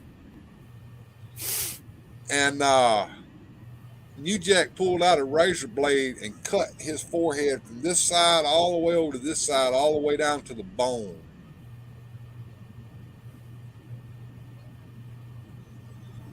And yeah, it's speechless. Everybody's speechless over that. Yeah, that is one of New Jack's infamous incidents. There have been others, but that's probably one of the most heinous things that he's ever done besides stab somebody in the ring. I've seen that one before, and the other one was when he beat the hell out of Gypsy Joe in Nashville. But that was a real event. That's probably the best video that I've ever seen of it. And of course, luckily, we were down there at the bottom covering up most of the gore. But no, Rolo said that she was in there shaving his head. No, she was in there staunching the blood. He must have lost about 2 pints of blood. Oh yes, that's a very bleedy area. It's very amazing for me as a doctor not to see floods of blood coming out of there after what you are describing there. The kid nearly died, and he lived after that. I think he wasn't 16 years old, and he disrespected New Jack a couple of times there in the ring. And when New Jack bladed him, he bladed him hard, right across his forehead. All right. Good Lord, yeah. If YouTube's going to get me, they're going to get me on that one. But hell, it's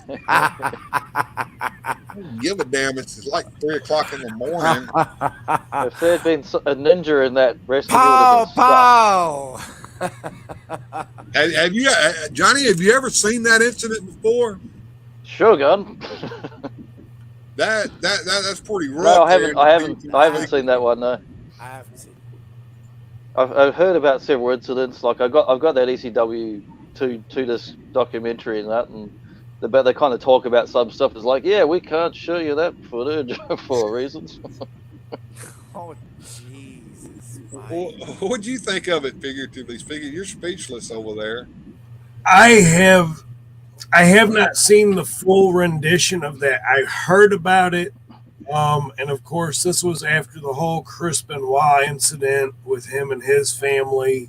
And that was a sad event. But then when I heard about this with New Jack, I heard about the stabbing, and then I went back and I seen that. But this, I didn't actually know what was going on. Like, I didn't know the dude was like 16 years old. And actually talked Heyman into putting him in the ring with New Jack. By wrestling standards, he is a beast. When you think about where he's at and what level he's at, the man is a monster. Exactly. To the point that he's not caring. He's doing what he's doing not only for his fans, but he's doing what he knows what to do. And he's taking it to that next level. Yeah, but yeah, New Jack's insane anyway. If you've ever watched any of his promos, New Jack has no remorse. I mean, I'll admit it. I like watching him because he's crazy. Right, You know, he, that's the point, Bill, and you know more than anybody else here in this group. Maybe and at the level that I know, expect no mercy there, right? Right. So especially at that point of situation, at that point of time, that you still could do this kind of things, you're gonna stand your ground, don't you? That's what Who was the happened. guy? I was watching one of our old time wrestlers and that, like, 70s, 80s. There was a guy who drove his car through a car dealership window. Was it Harley Race? There was a story about one of those old time light circuit guys from the South, and he purposely drove it through the car dealership window because he was pissed off they didn't have his new car on time or something. I think that was And Harley. instead of them like going, oh, we're going to call the cops and all this, they went, oh shit, it's him. We better not mess with him. Just get him what he wants and get him out of here.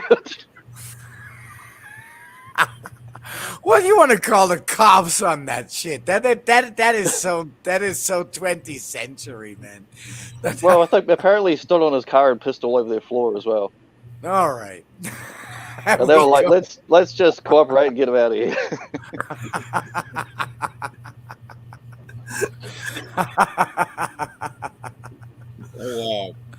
There we now, go. Now there we go. I think it was Tommy Rich and Austin Idol got into a brawl with Jerry Lawler.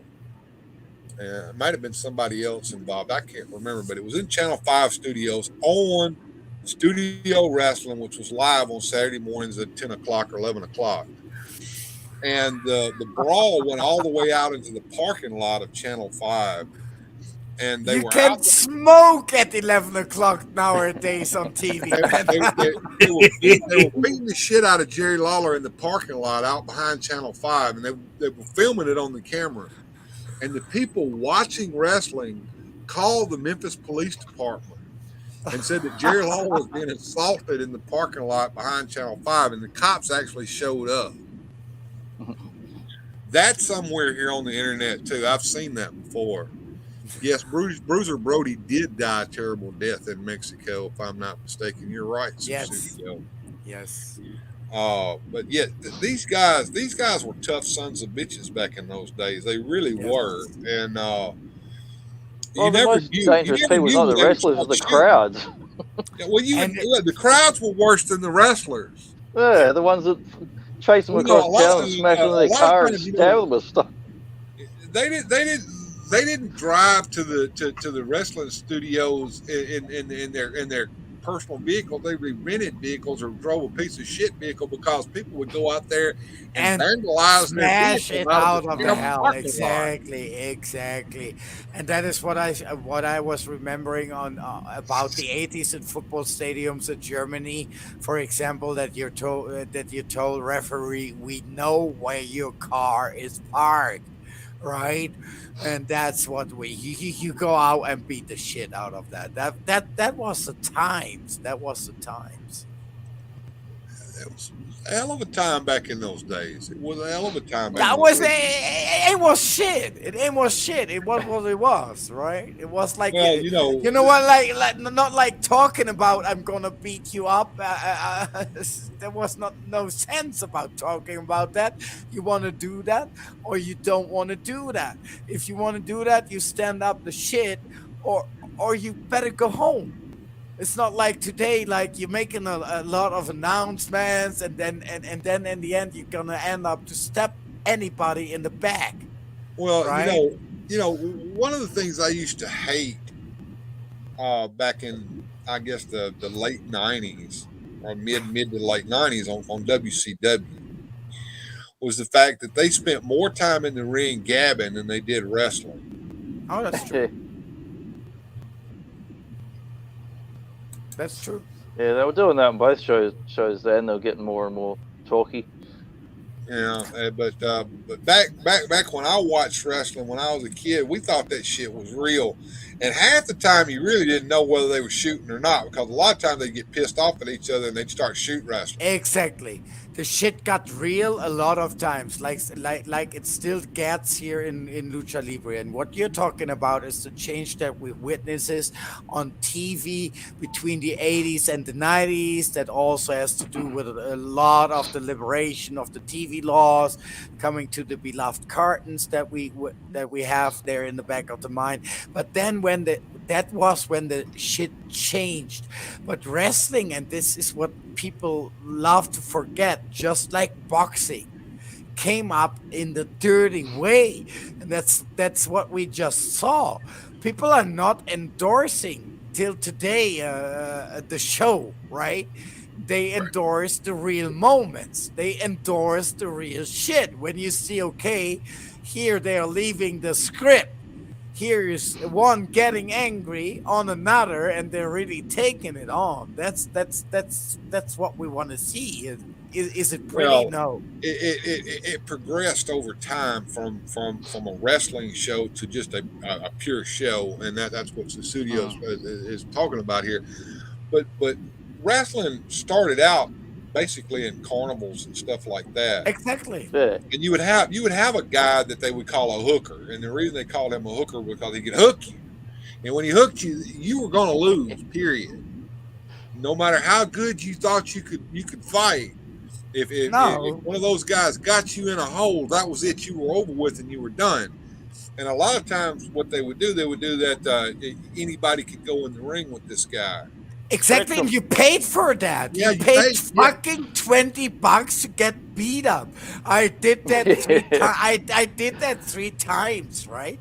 Yeah. And the guy was basically they called it a hooker with a Hooker, a hooker, because when he would get you in whatever wrestling move that he did, and at that point your shit was over with. You're done. You're out. You're just gonna tracked out, and Sputnik Monroe was one of the greatest hookers that there ever was with catch can wrestling. If he wanted to win, he was going to win. The only times that he ever lost was when it was scripted for him to lose, and he decided to go along with the program. Yeah, for the big money, no? Yeah, that's what I say. When the money came in, when the TV came in, when the scripted programs came in, everything changed, no? And this is something that is still very different here down in Mexico. And there's also different between Mexico City, or where I live in the middle of the jungle in an indigenous community, right? These guys take wrestling as a substitute for pelota. So somebody has to win. And somebody has to lose, and that has to be very clear. There's no in between here. And another thing that people don't realize, a lot of times the promoters would get together. Okay, such and such, you're gonna lose to such and such. So y'all get in the match, y'all figure out how y'all are gonna do it, and you do it. But the one that was supposed to lose would go into business for himself, and he decided he wasn't going to fucking lose, and he didn't. And that's when things would go off the rails. And a lot of times when you see the lists of who the champions were back in the day, a lot of times those lists are not right. No, because they would fudge those the records because things were happening that weren't supposed to happen, or they would just make up a whole match. Like, for instance, if they wanted to bring somebody in that was a champion who never was a champion, they would make out like he had won all these matches somewhere else, because before the days of the internet, they could do things like that. They could say, he went down to Puerto Rico and won this belt. Now he's up here, and he never wrestled a day in his life in Puerto Rico. But you would never know that, because all you knew was what you saw on television there in your local area. And it all piled up to a personality like Don King that really managed it to keep on the game till the mid of the 90s, no? Oh, yeah. Hey, Bill, do you know Gene LaBelle? Like, where did he wrestle, or what kind of region? Or who now? Gene LaBelle, the judo guy. He also he trained Ronda Rousey, and he used to train with Bruce Lee. Like, the Bear was also a wrestler. But I don't know if he trained in the territories or not. Or well, see, the thing about it is, I'm aware of Florida. and I'm aware of Mid South, which was down south of me, and the Continental Wrestling Association, which was up here in Memphis. And then there was a territory out there towards Nashville, and I can't remember the guy's name that ran that, but he Nick. It's not coming to me. I'm having brain farts. But anyway, he controlled all that territory in Tennessee until Jerry Jarrett, which is Jeff Jarrett's father, started Continental Wrestling in Memphis and encroached into his territory up there. And then, of course, you had Bill Watts down in Mid South, which was down below me. And then you had Florida over there, which is where Dusty Rhodes and them were. And Nick Gullis, that was his name. Nick Gullis was running all of Tennessee, and then Jerry Jarrett came in and took over the Memphis territory. And there was some real feuding going on between them because he sent the Poffos, which was Lanny Poffo and his brother Macho Man Randy Savage. He sent them over to Memphis to beat the fuck out of Jerry Jarrett for trying to encroach into his territory. But that was in the Macho documentary. They mentioned that. Yeah, that all worked out because then Nick Gullis's wrestling kind of went away after a while, and then Jerry Jarrett had a firm hold up there in Memphis, and I think Jerry Lawler ended up taking it over before it was over with. And yeah, you had the Von Erichs and everybody were out in Texas. Now those are the territories that I'm aware of, and I also know that like Austin Idol and Terry Funk and them would wrestle down there in Florida, and they would be good guys. But when they would come up to Memphis, they would be bad guys. And Jerry Lawler was the same way. He was like the hero of Memphis. But when he went to go wrestle in Georgia or Florida, he was a bad guy when he went down there. But we never knew that because we couldn't watch that wrestling. All we could see was the wrestling that we saw there on Channel 5. Yeah, but it basically comes down to the old rules that you and me still follow. No, it is stand your ground and fight your turf, right? In the old days, it was basically that. And as said here, our friend it was more local. Very much so. The territories were very, very local. Now, I could tell you something else that Jerry Jarrett used to do, and we never knew this. Okay, the Channel 5 had the studio wrestling live there in the studio, but they would tape that, and they would show it in Louisville, Kentucky, the following week. Same announcers, it was the same show, but they would just change the cuts in it.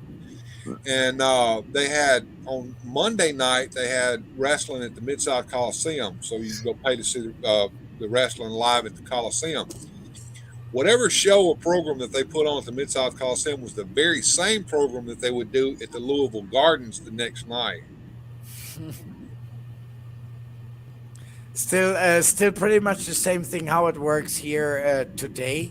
Everything is very local. You got local heroes, and a couple of them or a few of them make it to the national level or even to the international level that you in the United States know as famous Mexican wrestlers, right? Yeah, the lucha libre.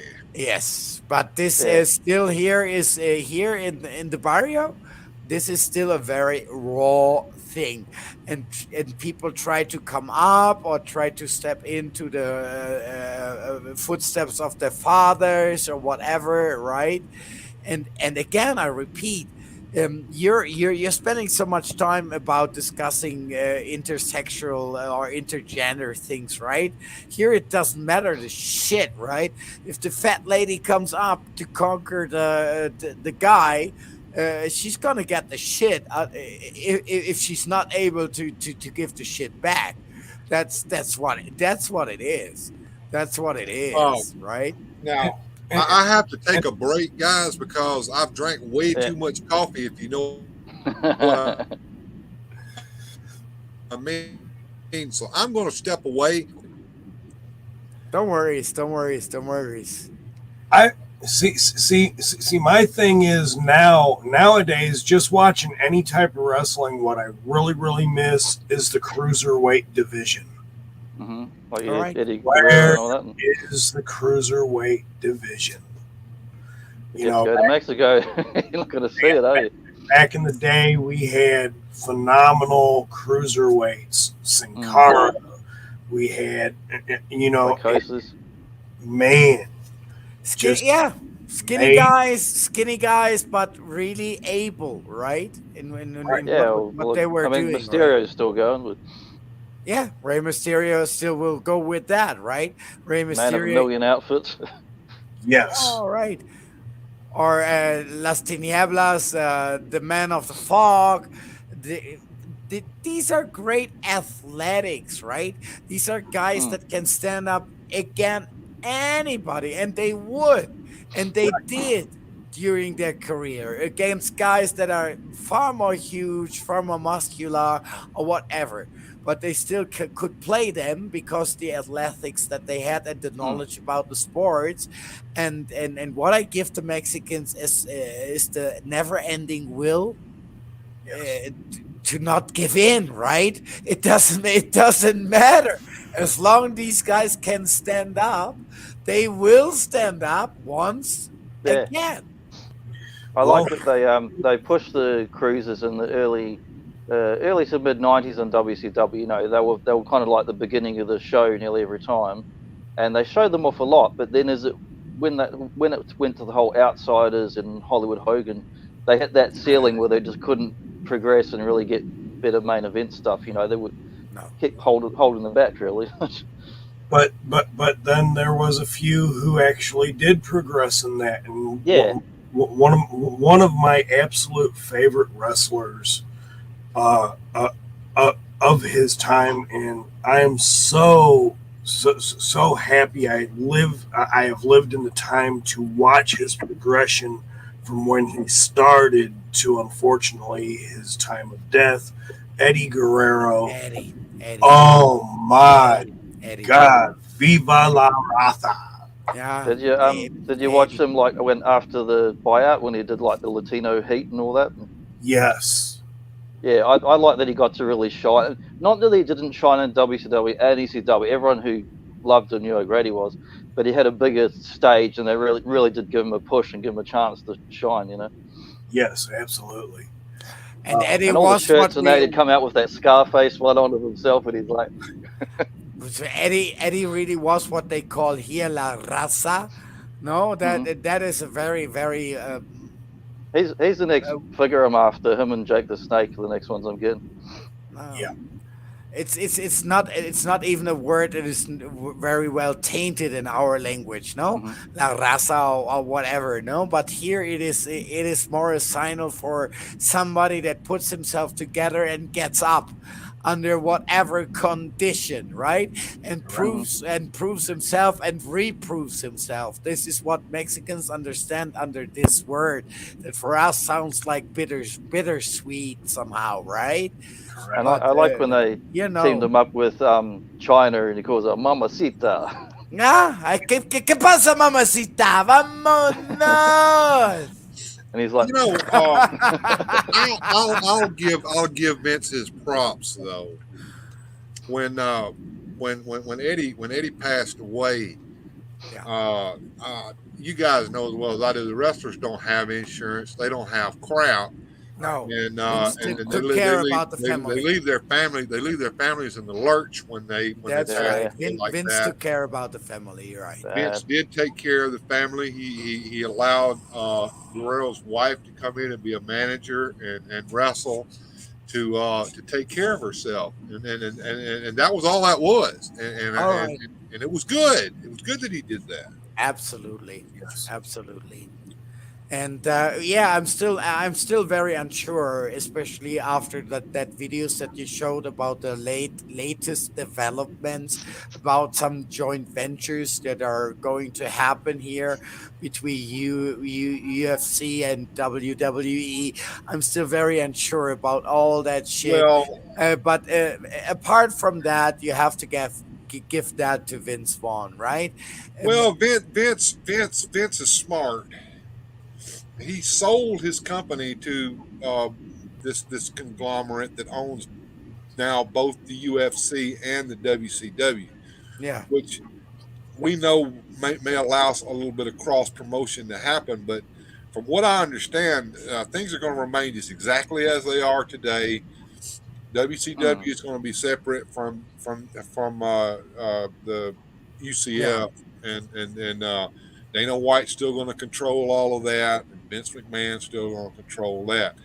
But what I'm hoping is going to happen in the future is that Triple H is going to be able to step up into Vince's place, because I want to see what Triple H will do Yeah.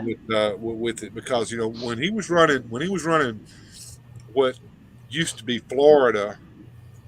They ended up calling it NXT. When he was doing NXT, there was some good things happening over there at NXT. Yeah, it's good developments. Yeah. And what used to really piss me smooth the fuck off, let me go off for a minute, was when those guys from NXT who were wrestling their ass off and doing a damn good job, they would bring them into the WWE and then ruin Nothing. them.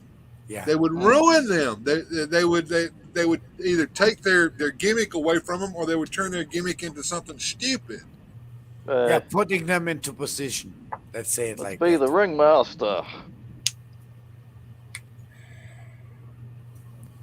Yeah, No, well, but that. I still think the people nowadays are talking about such and such things are dead, and this is raw entertainment that doesn't fit into the times anymore. And I will opposite to that very strongly, because I say the more neat and seamless society gets, the more there's the need and the request for happenings and events like that, right? And the more serious those get, the more popular they will be. The more you try to take the pressure out of society, the more it will represent itself in things like UFC or WCW, right? That is just a logical consequence. Well, Susudio brings up a very bad incident that happened at one time when Owen Hart yeah, passed away after Oh, yeah. falling to his death, because they wanted him to Yeah, do that's that horrible. stupid gimmick, and that There so many other people I'd rather that could have happened to than him.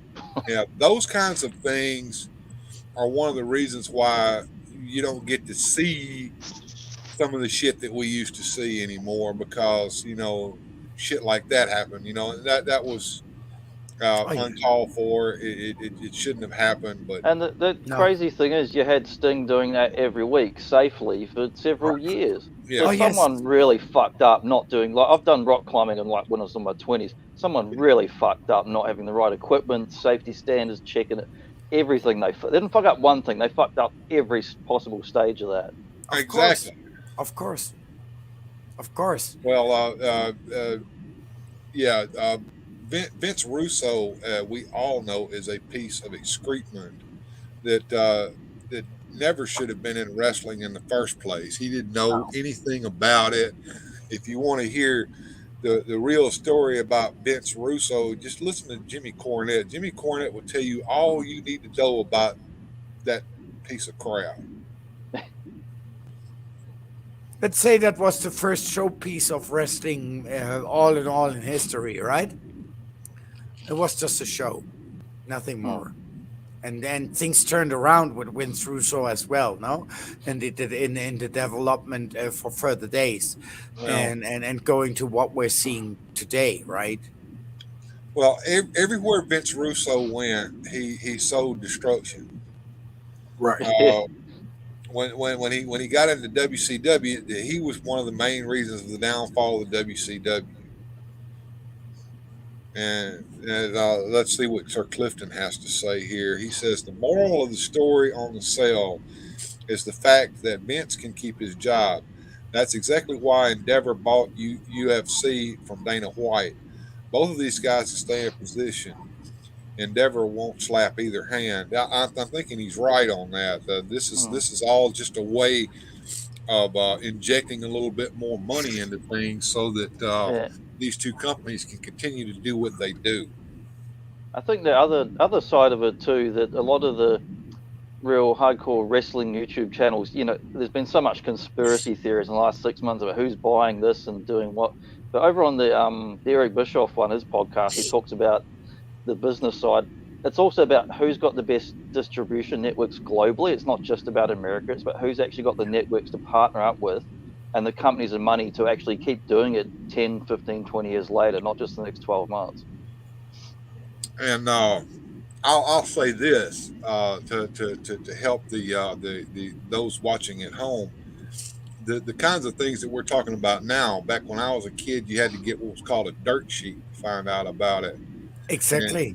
And if you don't know what a dirt sheet is, basically somebody would make this little newsletter and photocopy it on a photocopy machine, and you get on a mailing list and get this thing mailed. Exactly.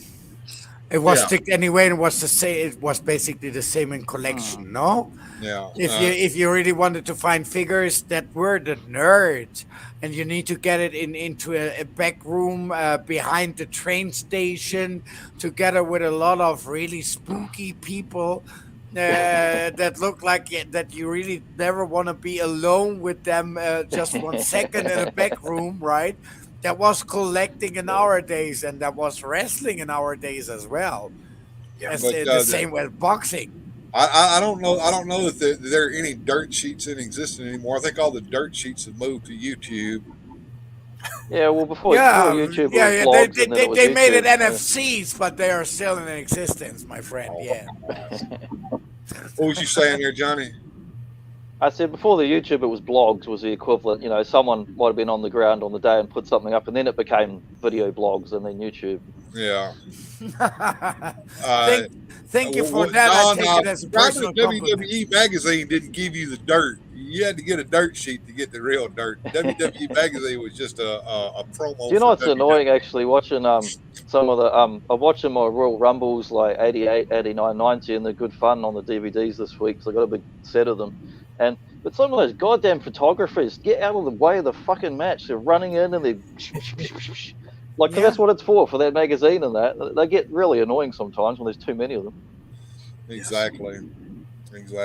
Well, I swear to God, we went off on a wrestling tangent here, guys. I hope you guys have enjoyed watching all this and listening to us kind of ponder on about this wrestling. But it really has changed over the years. For me, that we went down this lane was very unexpected, but I really like that, no? Because this is what makes up my youth, no? And this is what still made me grow up and made me become what I am. Being doubtful or not, I will leave that up to you.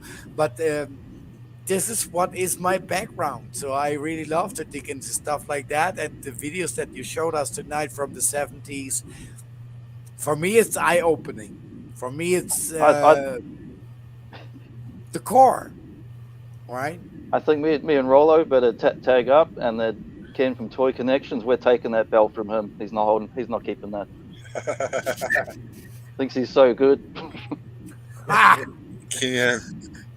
Got it, brother. Well, I don't know if I'm going to be able to do a Saturday night show, but I will if I catch some C's. But I don't know. Shall I stay on or not? I mean, I got 6 people watching. I don't know why, but they're still hanging in there. I think 4 of them. Coffee and insomnia.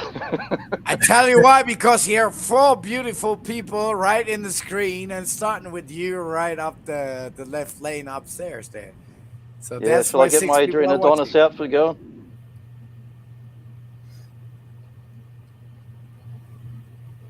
Billy Boy? Frozen? Yep, he's frozen. Yes, he's frozen. There he is back again. It's just frozen because I said I'll dress up like Adrian Adonis and I'll get real beautiful.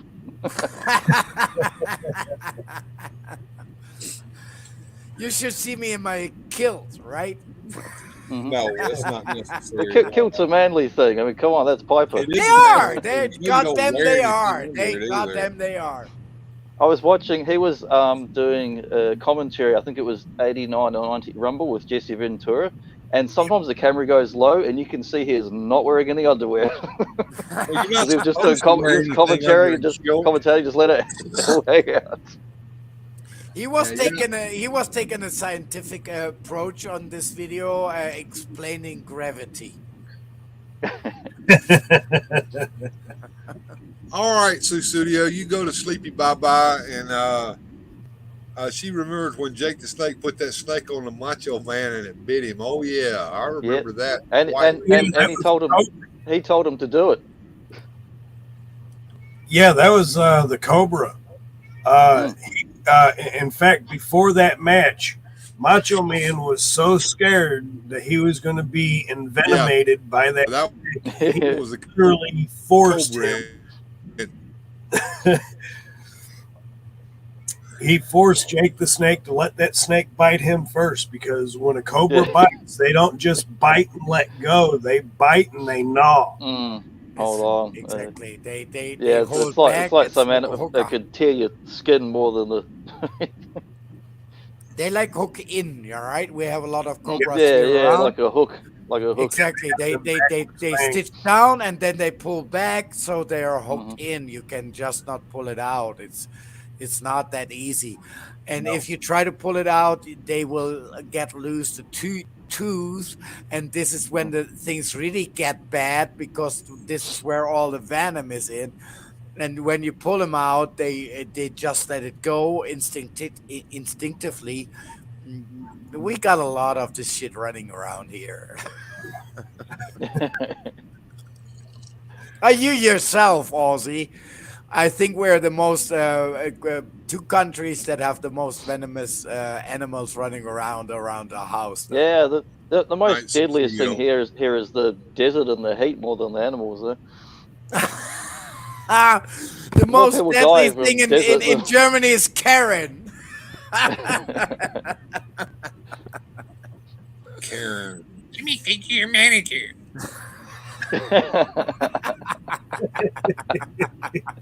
You got Karen to death. Exactly. That's gotta be the next. Do you work movie. here? I want to speak to your manager. Like, hey, You Karen, I know got your title. message. My husband is, and he always has been. Okay. Yeah, I watch a police channel called Donut Cop on YouTube. He's an ex-cop. He does commentary on body cam footage and that. And there's a few Karens show up in some of those videos. Oh God. He actually plays. Sometimes he does once a month. He does like a bingo game where it's like what's those free staters or free whatevers that cover their license plate and don't want to give names, and any time like there's a Karen or there's one of these free stater ones, you'll go mark the thing on the bingo. So he already knew what it was coming up, right? Just looking at the plate and say, okay, that's not gonna be a nice stop. I'd rather go down to Bronx though.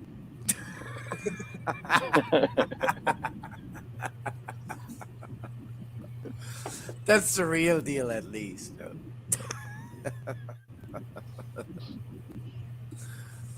Well, all right. Let's see. You guys are so far off the rail. We've been off the rails since probably I started the show, but we've steadily gone downhill the whole time. I think it's been a free fall here in the last hour or so. It's like that Dr. Who episode with the bottomless pit. You just keep going and go. I swear. Might be the fault of the people that you have invited tonight, Bill. No, I've had a great time, and I'm not done. I'm not done by a long shot. We gained more viewers in the last 15 minutes, so I'm scouring the YouTubes for even more fun and hilarity. And I'm gonna find this. It exists. YouTube is pushing it right now like for granddaddy's renting. All right. I've got one for you. I'm going to try to find the best one I can find. Here it is. All right, this one here is it. I'm going to put this on here and let you watch this. Everybody knows who Adam West is, right? Oh yes, Batman. Everybody knows. And everybody knows that he got typecast as Batman, and he couldn't get any work for years and years and years because of that. And one of the ways that he got work was by wearing his Batman outfit and going to these car shows and different events. And he was in Memphis at one time doing one of these appearances, and he was Jerry Lawler contacted him and got him to come on Memphis Wrestling. Oh, Nice. Yeah, this actually happened. He did. Now he couldn't wear the whole Jerry Batman Lawler. outfit. He couldn't wear the whole Batman outfit on the show, but he did come on the show with the cowl on and wearing a black jumpsuit. But he was also inebriated as well. So, oh no! I want to see. I want to see that. I want to see. I've never. Here it is. I'm going to show this. I'm going to show this. This is Lawler, completely reckless. Watch out for that masked maniac, Robin. So here we go. Let's get out That costume that you're wearing, indeed, the evil king of Memphis, has been stolen from a friend of mine, Superman, I call him. Lawler's Superman. And I think that Spider-Man, Spidey baby, would probably object too. By the way, looking at you, I don't think it's too late for you. But possibly, if you change some of your habits, some of your methods of wrestling, if you used your left and right turn indicator in your car, did other things that people they're polite, courteous, and you weren't such a naughty, mean person, it wouldn't be too late for you. And I can see that you're not familiar with these rednecks that we have around here. Rednecks. That's exactly right. Splendid people to me. I know they are. And I think it's insulting to call them rednecks. I think maybe we better settle this elsewhere. And again, both of you are going to be at Dr. Frank in here anyway. both of you are going to be down at the Cook Convention Center at the car show all this weekend, and maybe you can settle it there. Batman, appreciate you coming by, and thank you very much. hope you He's give not us a nice for the man, king is here. No, he is not. He has some nasty habits, as you say, and maybe he'll change some of Yes, them. I feel that it's possible that we could help rehabilitate him. Possibly Gotham State.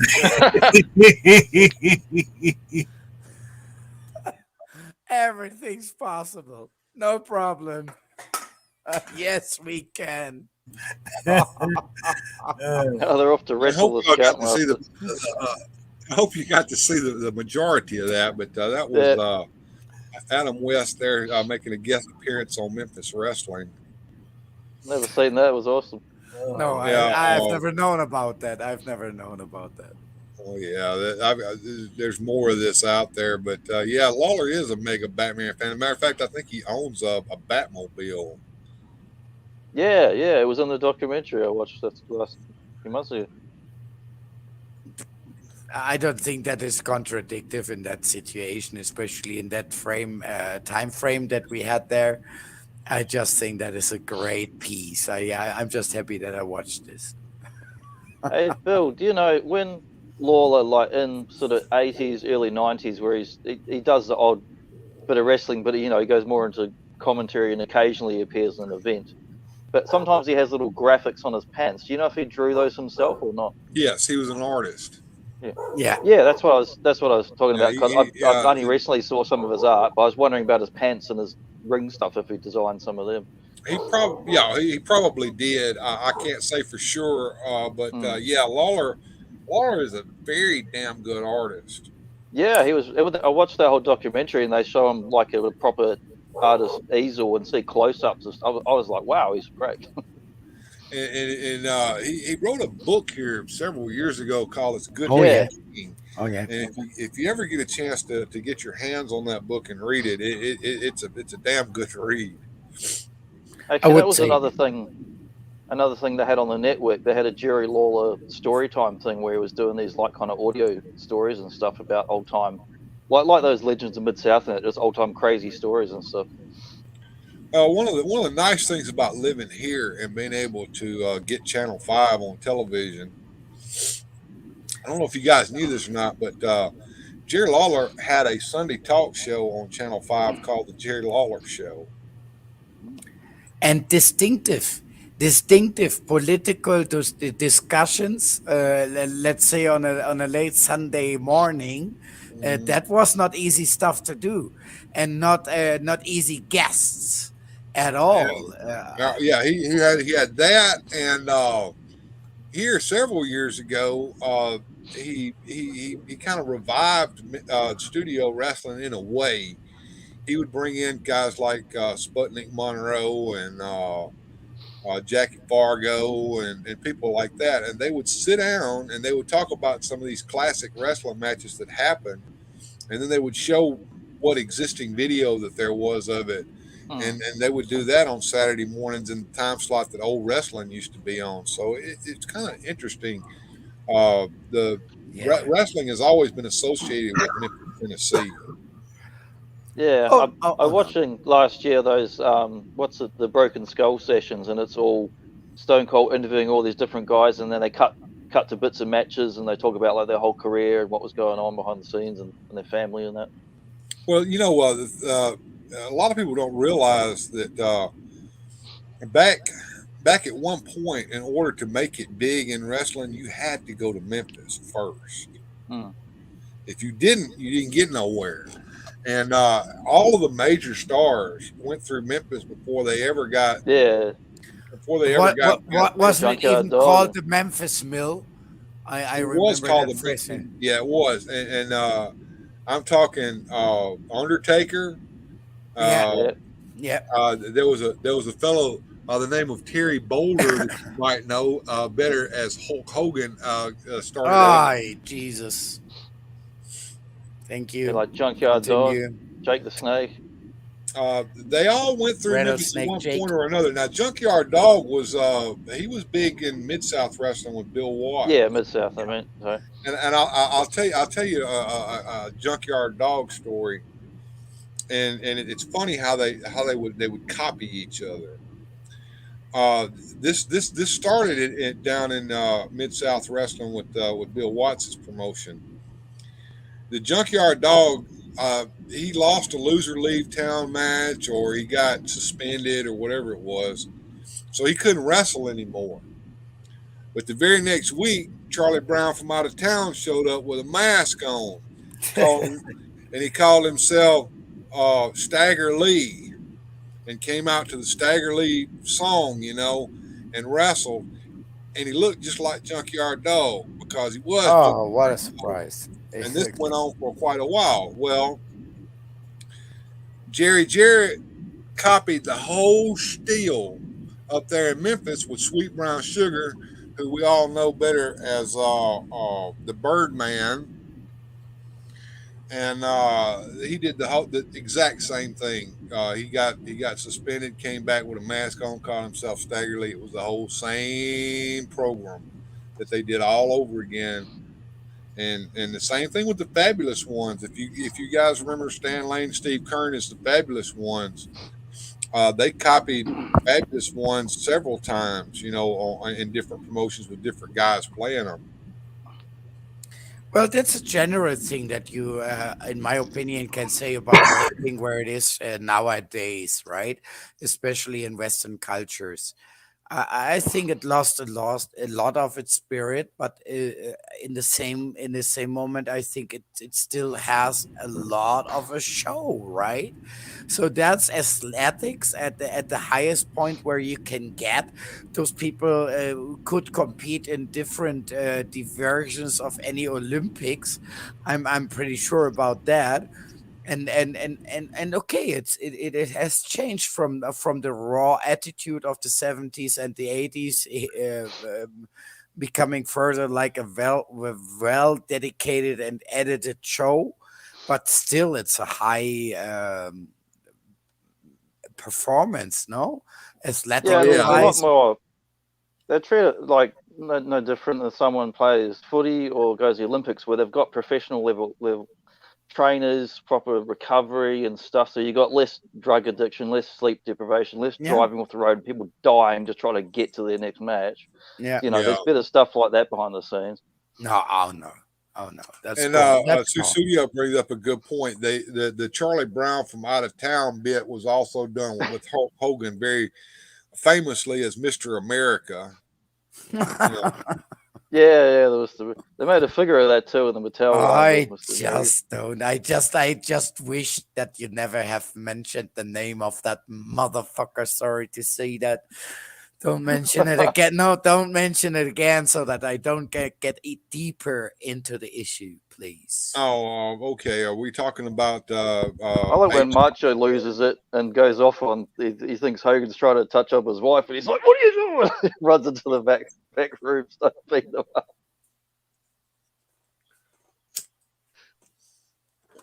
Yeah, there's a lot of crazy stories about some of the behind the scenes stuff and what happened when Miss Elizabeth was pretty fucking. Yeah, I feel bad for her, really. I mean, I love Macho. He's probably my favorite guy. Probably like him and DDP. I just love, but I feel bad for her, like how she ended up, and I won't even. We all know I won't go into it, so it's pretty depressing. Yeah, but anyway, yeah, the behind the scenes stuff on that stuff is really depressing. There was a movie that they made several years ago that kind of went into that, and it was pretty rough to watch. I watched that in the movie theaters, as a matter of fact. And Do you mean the Macho Man documentary, or is that another one? I can't remember what Behind the Ring or something like that. It was a movie. It was a major motion picture. That was a documentary that was done. Oh, it's about wrestling in general. Yeah, and of course they showed Jake the Snake was probably at one of his lowest points when they showed him on that thing. And yeah, they had. I watched. There was a whole Jake the Snake solo one, but then there's been a couple other general ones about Dark Side. Yeah, of the Ring this one covered a lot of folks. Terry Funk was on it. They showed him. And I don't think I've seen it. Amazing, he can even walk. Yeah. And then they showed that guy that broke his neck. Austin or who or no, it was no Droz. Was it Droz? Droz. Yeah, when he debuted, yeah, that was D'Lo Brown dropped him and fucked him up. Yeah, they showed his audition with Vince McMahon, and that was awesome, right? It was fucked up. Oh, yeah, I like that. I was actually thinking about Droz one time when I was reading one of the biography. I think it was a Bret Hart biography. One of those that mentions it just offhand because I remember seeing him on the show and he was just gone at some point. I had no idea that what had happened to him. Well, it's the thing about Droz when that's a big ring. Yeah. Droz's claim to fame was that he could puke on demand. Oh yeah. And that's what they were going to call him Puke. That was going to be his ring name. And I wish he had lost his job in a year earlier and just still have his mobility. And I swear, I mean, it was terrible. Yeah, and it was a big botch by D'Lo Brown. It really was. And I can't imagine living with that. If you did that to someone, even by accident, just you would never forgive yourself. No, and I can confess that as an 81. I can confess. Yeah, how many wrestlers have you killed, Rolo? You're the massacred wrestler. Was it on the loose? Whatever you do that is irreversible to people, yeah, Yeah. Karma will deal with you, Johnny, and it's coming back Well, to me it's right different now. when it's an accident, but it's still the effect is still the same. It's just as horrible. The effect is the same, accident or not. The effect is Like the same. my missus has been had someone when she's sitting in an intersection, someone just come out of nowhere and drive straight into her and leave her car spinning around, and been stuck in the car and had to wait for someone to come with the jaws of life to cut this steel away to get her out of the damn car. All right. And she's there had you that go. happen twice. There you go. So why I'm look at showing him. that ring here? Oh, that's cat content. Woo! The paws of approval. The kitty cat, yeah. I'm a cat guy too. I got a cat around here. I just got through feeding his little ass here a minute Let's ago. wake up my chamuco so that he eats that thing. Now we're talking about tragedies. Didn't Jimmy Superfly Snuka pull some stunt where he killed somebody? So this here is not a tragedy, my friend, right? So who's this Jorge Diaz?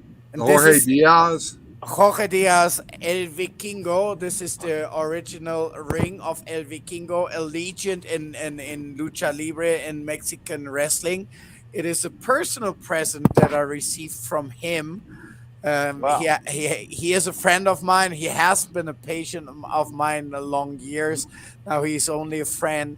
And we're excluding Bill, because Bill is gonna get my cut, right? Bill is gonna get my cut. Is there anybody here who wants that? And That's amazing, right? I'm not asking for money. Yeah, if you pay the shipping, that's it.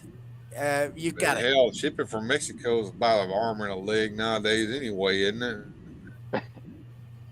If you want it, you get it. It's a absolutely genuine piece with all the improvements. Beautiful. It comes. I love the size of it. Yeah, it is. It is big. It is made for his title. It comes with honor badges and stuff like that. It's just. Yeah, well, I have to let things go, and we all know that. Well, if no one else in about a month's time, because I'm starting a new job, if no one else has picked it up, hit me up, man. I'll buy it off you. Don't misunderstand me, Johnny. I'm not going to sell that, right? I'll still give you something for it, whether you want it or not. No, if you want it, you pay shipping, and that's it. I don't want any Yeah, it money would be for that or the- anything like that. I'm serious, but it would be about three, because just next week I'm starting a new job, so the next pay is probably about a month away. All right. Well, Johnny's got dibs on it, so we'll see what happens. No, if someone else wants to grab it, I'm saying grab it. No, If no, not, no. You've got It's not for. It's not for. bag No, it. no, Johnny. It's not for sale. It's yours now. I'm waiting.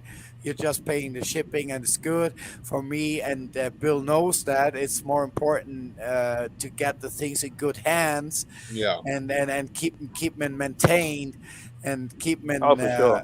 I've got stuff from 30 years ago that's still like had it when I was a kid. I've got like Transformers that still work from like 35 years ago. That's still going. Making a fucking buck it's not getting me anymore. Let's say it like that, right? I'll wrestle you for it. Unless you're a German.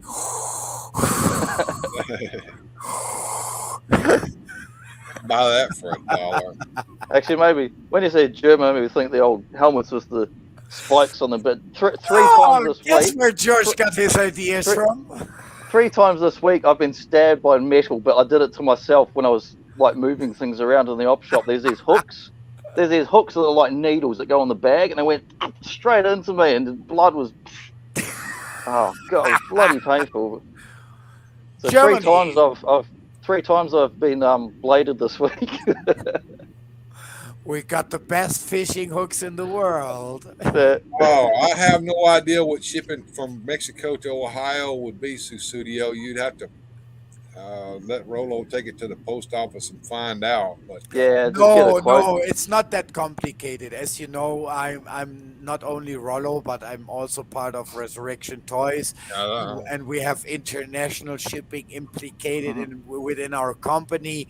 which That's right. makes the fees a lot slower than for a private person, whichever thing you're gonna send. And to be honest, I have been sending stuff down to Australia.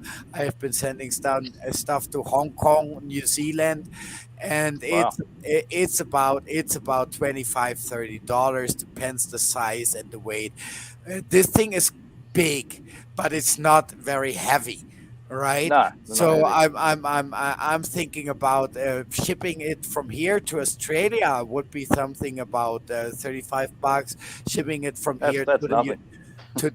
to the United States of America will be something like $20 or less. Okay. Well, Johnny, if Susudio wants it, I'm sure you probably let her have it. But Yeah, for sure. I mean, she wants to grab. I'm just like, find a good home for it, man. That's a beautiful piece. That's genuine. You cannot buy it, right? It's a personal present that has been overhanded to the El Vikingo, who had a really, really great time in the 90s and also fought in the AAA. And he's not a infamous personality, right? And this is nothing that you can buy that has But been that handed. doesn't matter. It's the connection, the right connection. Yeah. question, Rolo. Yeah. Is your email address still the same thing as it's always been? Oh yes, my friend. I Right. cannot hide whatever I want to do. All right, Susudio. Email Rolo at mastersmaniacmexico@gmail.com, and you guys work out how y'all want to do that. And if he tries to tell you it's Kaufman Lawler Gmail, don't fall for that. That's not it. Right, Mastersmaniac Mexico, all one word. Mastersmaniacmexico@gmail.com.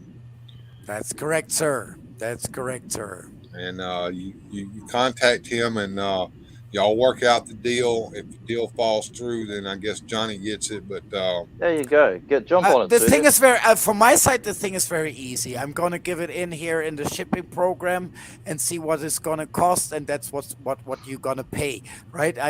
Again, I don't want to earn a thing on that. I'll be very happy, and Vikingo Jorge will be very happy as well when the things are gonna get passed on and get into good hands, right? yeah, there you go. And it's all about finding the good home for these pieces. I do the same thing when I get rid of stuff. I mean, occasionally I sell something, but often just give things away. It's more important that someone's going to look after it than Oh exactly. yeah. Exactly. I can tell you a very sad story, but a very happy story as well. On this upcoming Sunday, I'm going to give away a project of mine that I really started to get into, but that I realized that my abilities are just not reaching through. Greetings to a world made of cardboard. I'm going to give away as a present to the daughter of my neighbor here my cardboard Star Wars set because I just can't get it together. I hope she will be able to get it together. It's a warm-hearted gift, and she's very much into Star Wars. And okay, get it off my table. I don't want to be bothered with that anymore. It's good. It's good. Take it away. Don't ask what paper it crafts costs. can be pretty challenging. I can tell you that from experience. Oh my fuck! What is it? It's a paper craft. Yeah, it's a paper craft. Yeah, a cardboard. It's a one 10 size scent crawler, and the Mandalorian vehicle, right? So it's not small. It's not a few pieces. It was my first attempt, and no. I think you tried your first attempt with an expert level paper craft there, and that's not something I suggest for anyone to do. Yeah, if I tried that, it would be hammercraft pretty quick. It's a horror here, and it's looking at me every fucking day, right? No, can I afford that thing a second time in my life? Probably not. Can I afford to look at that one day longer? Less. No. Yeah, I've got a Mega Bloks Technodrome out the back, which has got something like 2,000 pieces or more, and I'm like, Jesus. been sitting there 3 years. I don't think I'm going to build it. It's too big. Where am I going to put it? I haven't got the time. No. It's the same here. It's 3,375 goddamn pieces. No. It's not. It's just not my job. It's just not my What you job. do is you super glue them all together into a pinata, and then you go to town on that with a bat. All right, give it to Sound like the poor neighbor. Or give it to Promo. the Fred. Yeah, give it to go with the give it to. But don't ask me for advice on anything. Don't ask me for fucking refund, and don't even ask me what I pay for that shit, right? So if you ever come ask me any question about that, instant death. Yeah, that's if you haven't super glued your thumb to something this week. I'm gonna be very released on Sunday. I'm sure about that. Though. All right. It is now getting close to 4 o'clock in the morning. yeah, it's a little after 4. What we got there? Let's see. Oh! Yoda. Baby Yoda. Get him He's down in the worse. He's Baby Yoda. Don't you want to learn more of that Jedi stuff? Figuratively, there's 2 things that you frequently get killed for in Mexico. One thing is drug dealing.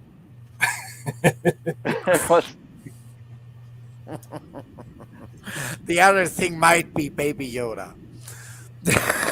Yeah, you're out of the will, Frank Oz. You're out of here. You're not in Star Wars no more. Talking about Yoda, they tried to redo Yoda there in the prequel trilogy. When they made him, they changed him. It looked so horrible. But and there was a puppet first, and then they redid it as a CG in the same movie. When you watch the extras and that, it didn't work right. But eventually, I think they came in and Lucas would go in and redo his damn movies. They went in and finally put a decent looking Yoda in its place. But yeah.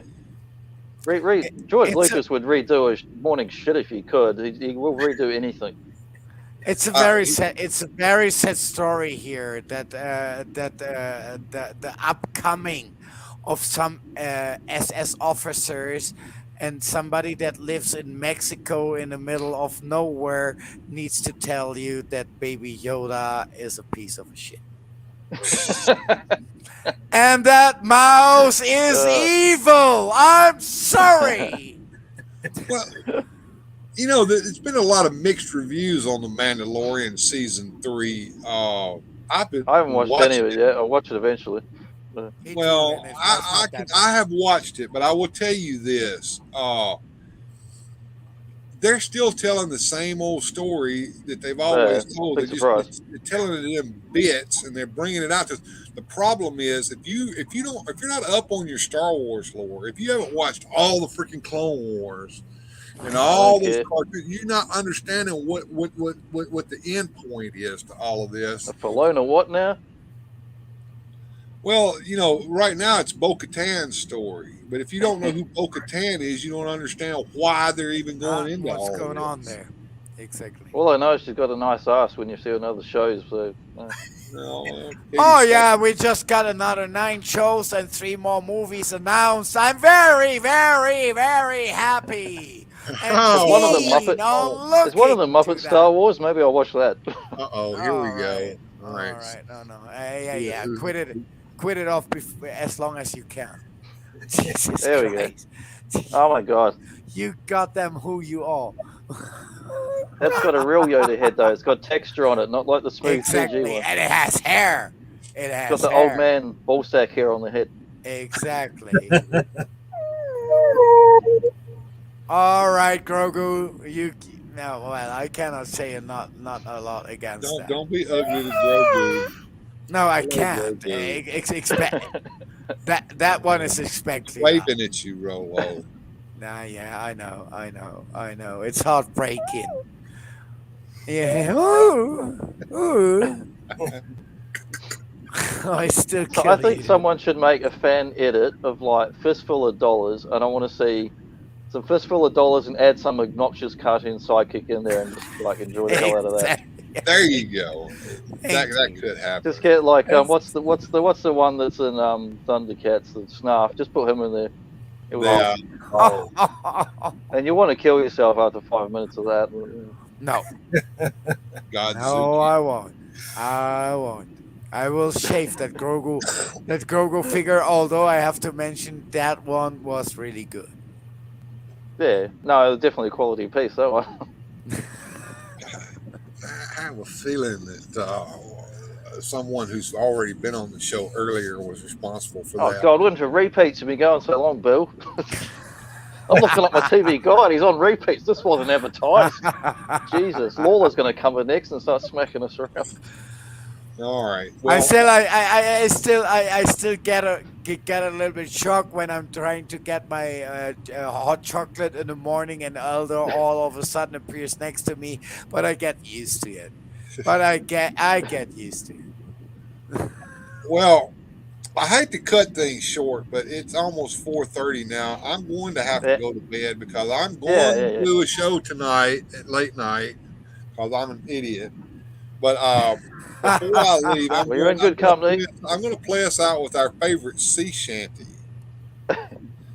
So we'll play this. And What then, shall we do with a drunken sailor? What shall we do Absolutely. with a drunken sailor? Absolutely, we're going to play that out, and then we'll all say goodbye to everybody, and then we'll play the end show. So here we go, Drunken Sailor. And it's not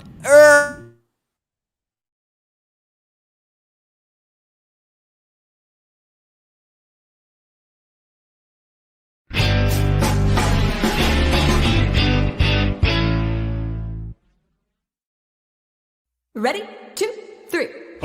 What do we do with a drunken sailor? What do we do with a drunken sailor? What do we do with a drunken sailor? Early in the morning. Way, hey, and up she rises. Way, hey, and up she rises. Way, hey, and up she rises. Early in the morning. Way, hey, and up she rises.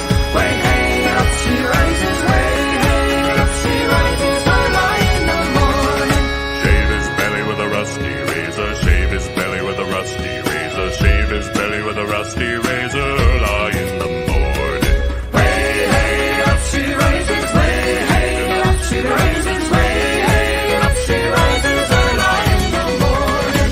Put him in a longboat till he's sober. Put him in a longboat till he's sober. Put him in a longboat till he's sober.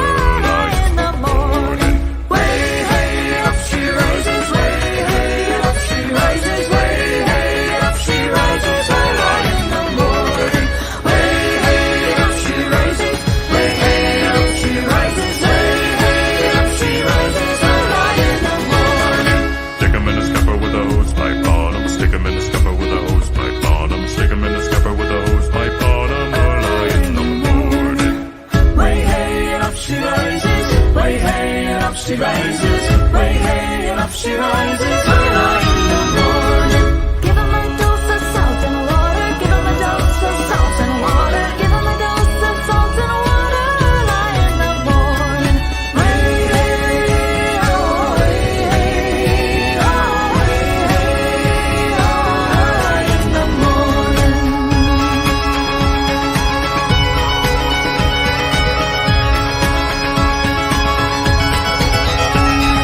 That's what we do with the drunken sailor. That's what we do with the drunken sailor. That's what we do with the drunken sailor. Lie in the morning.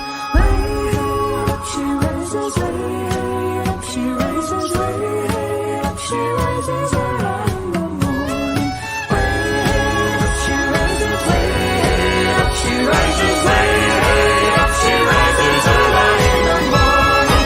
Way up she rises, way up she rises, way up she rises, early in the morning.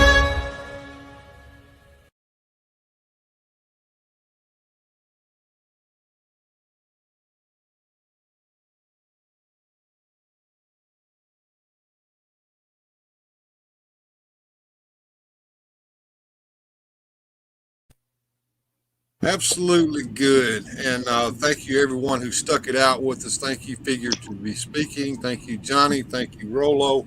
Thank you, everyone who stayed with us for the whole time. I'm surprised a lot of you stayed here. Sir Clifton, I believe I kept you up all night as well. If you're still awake, what do we got there, Johnny? There we go. Now let's see who we got. What do we got? Oh, cute. Nice. All right. We Well, can leave our superhero. Take your pick. yeah, we're going to say goodnight to everybody who's watching. If you guys want to stick around after the show ends, we'll all chat a little bit before we go to bed. But thank you, everyone who stuck around for the whole show. Good journey to everyone, and we'll see y'all in just a few hours. Hey. Special thanks to these supporters on Patreon. Without your help, these adventures would not be possible.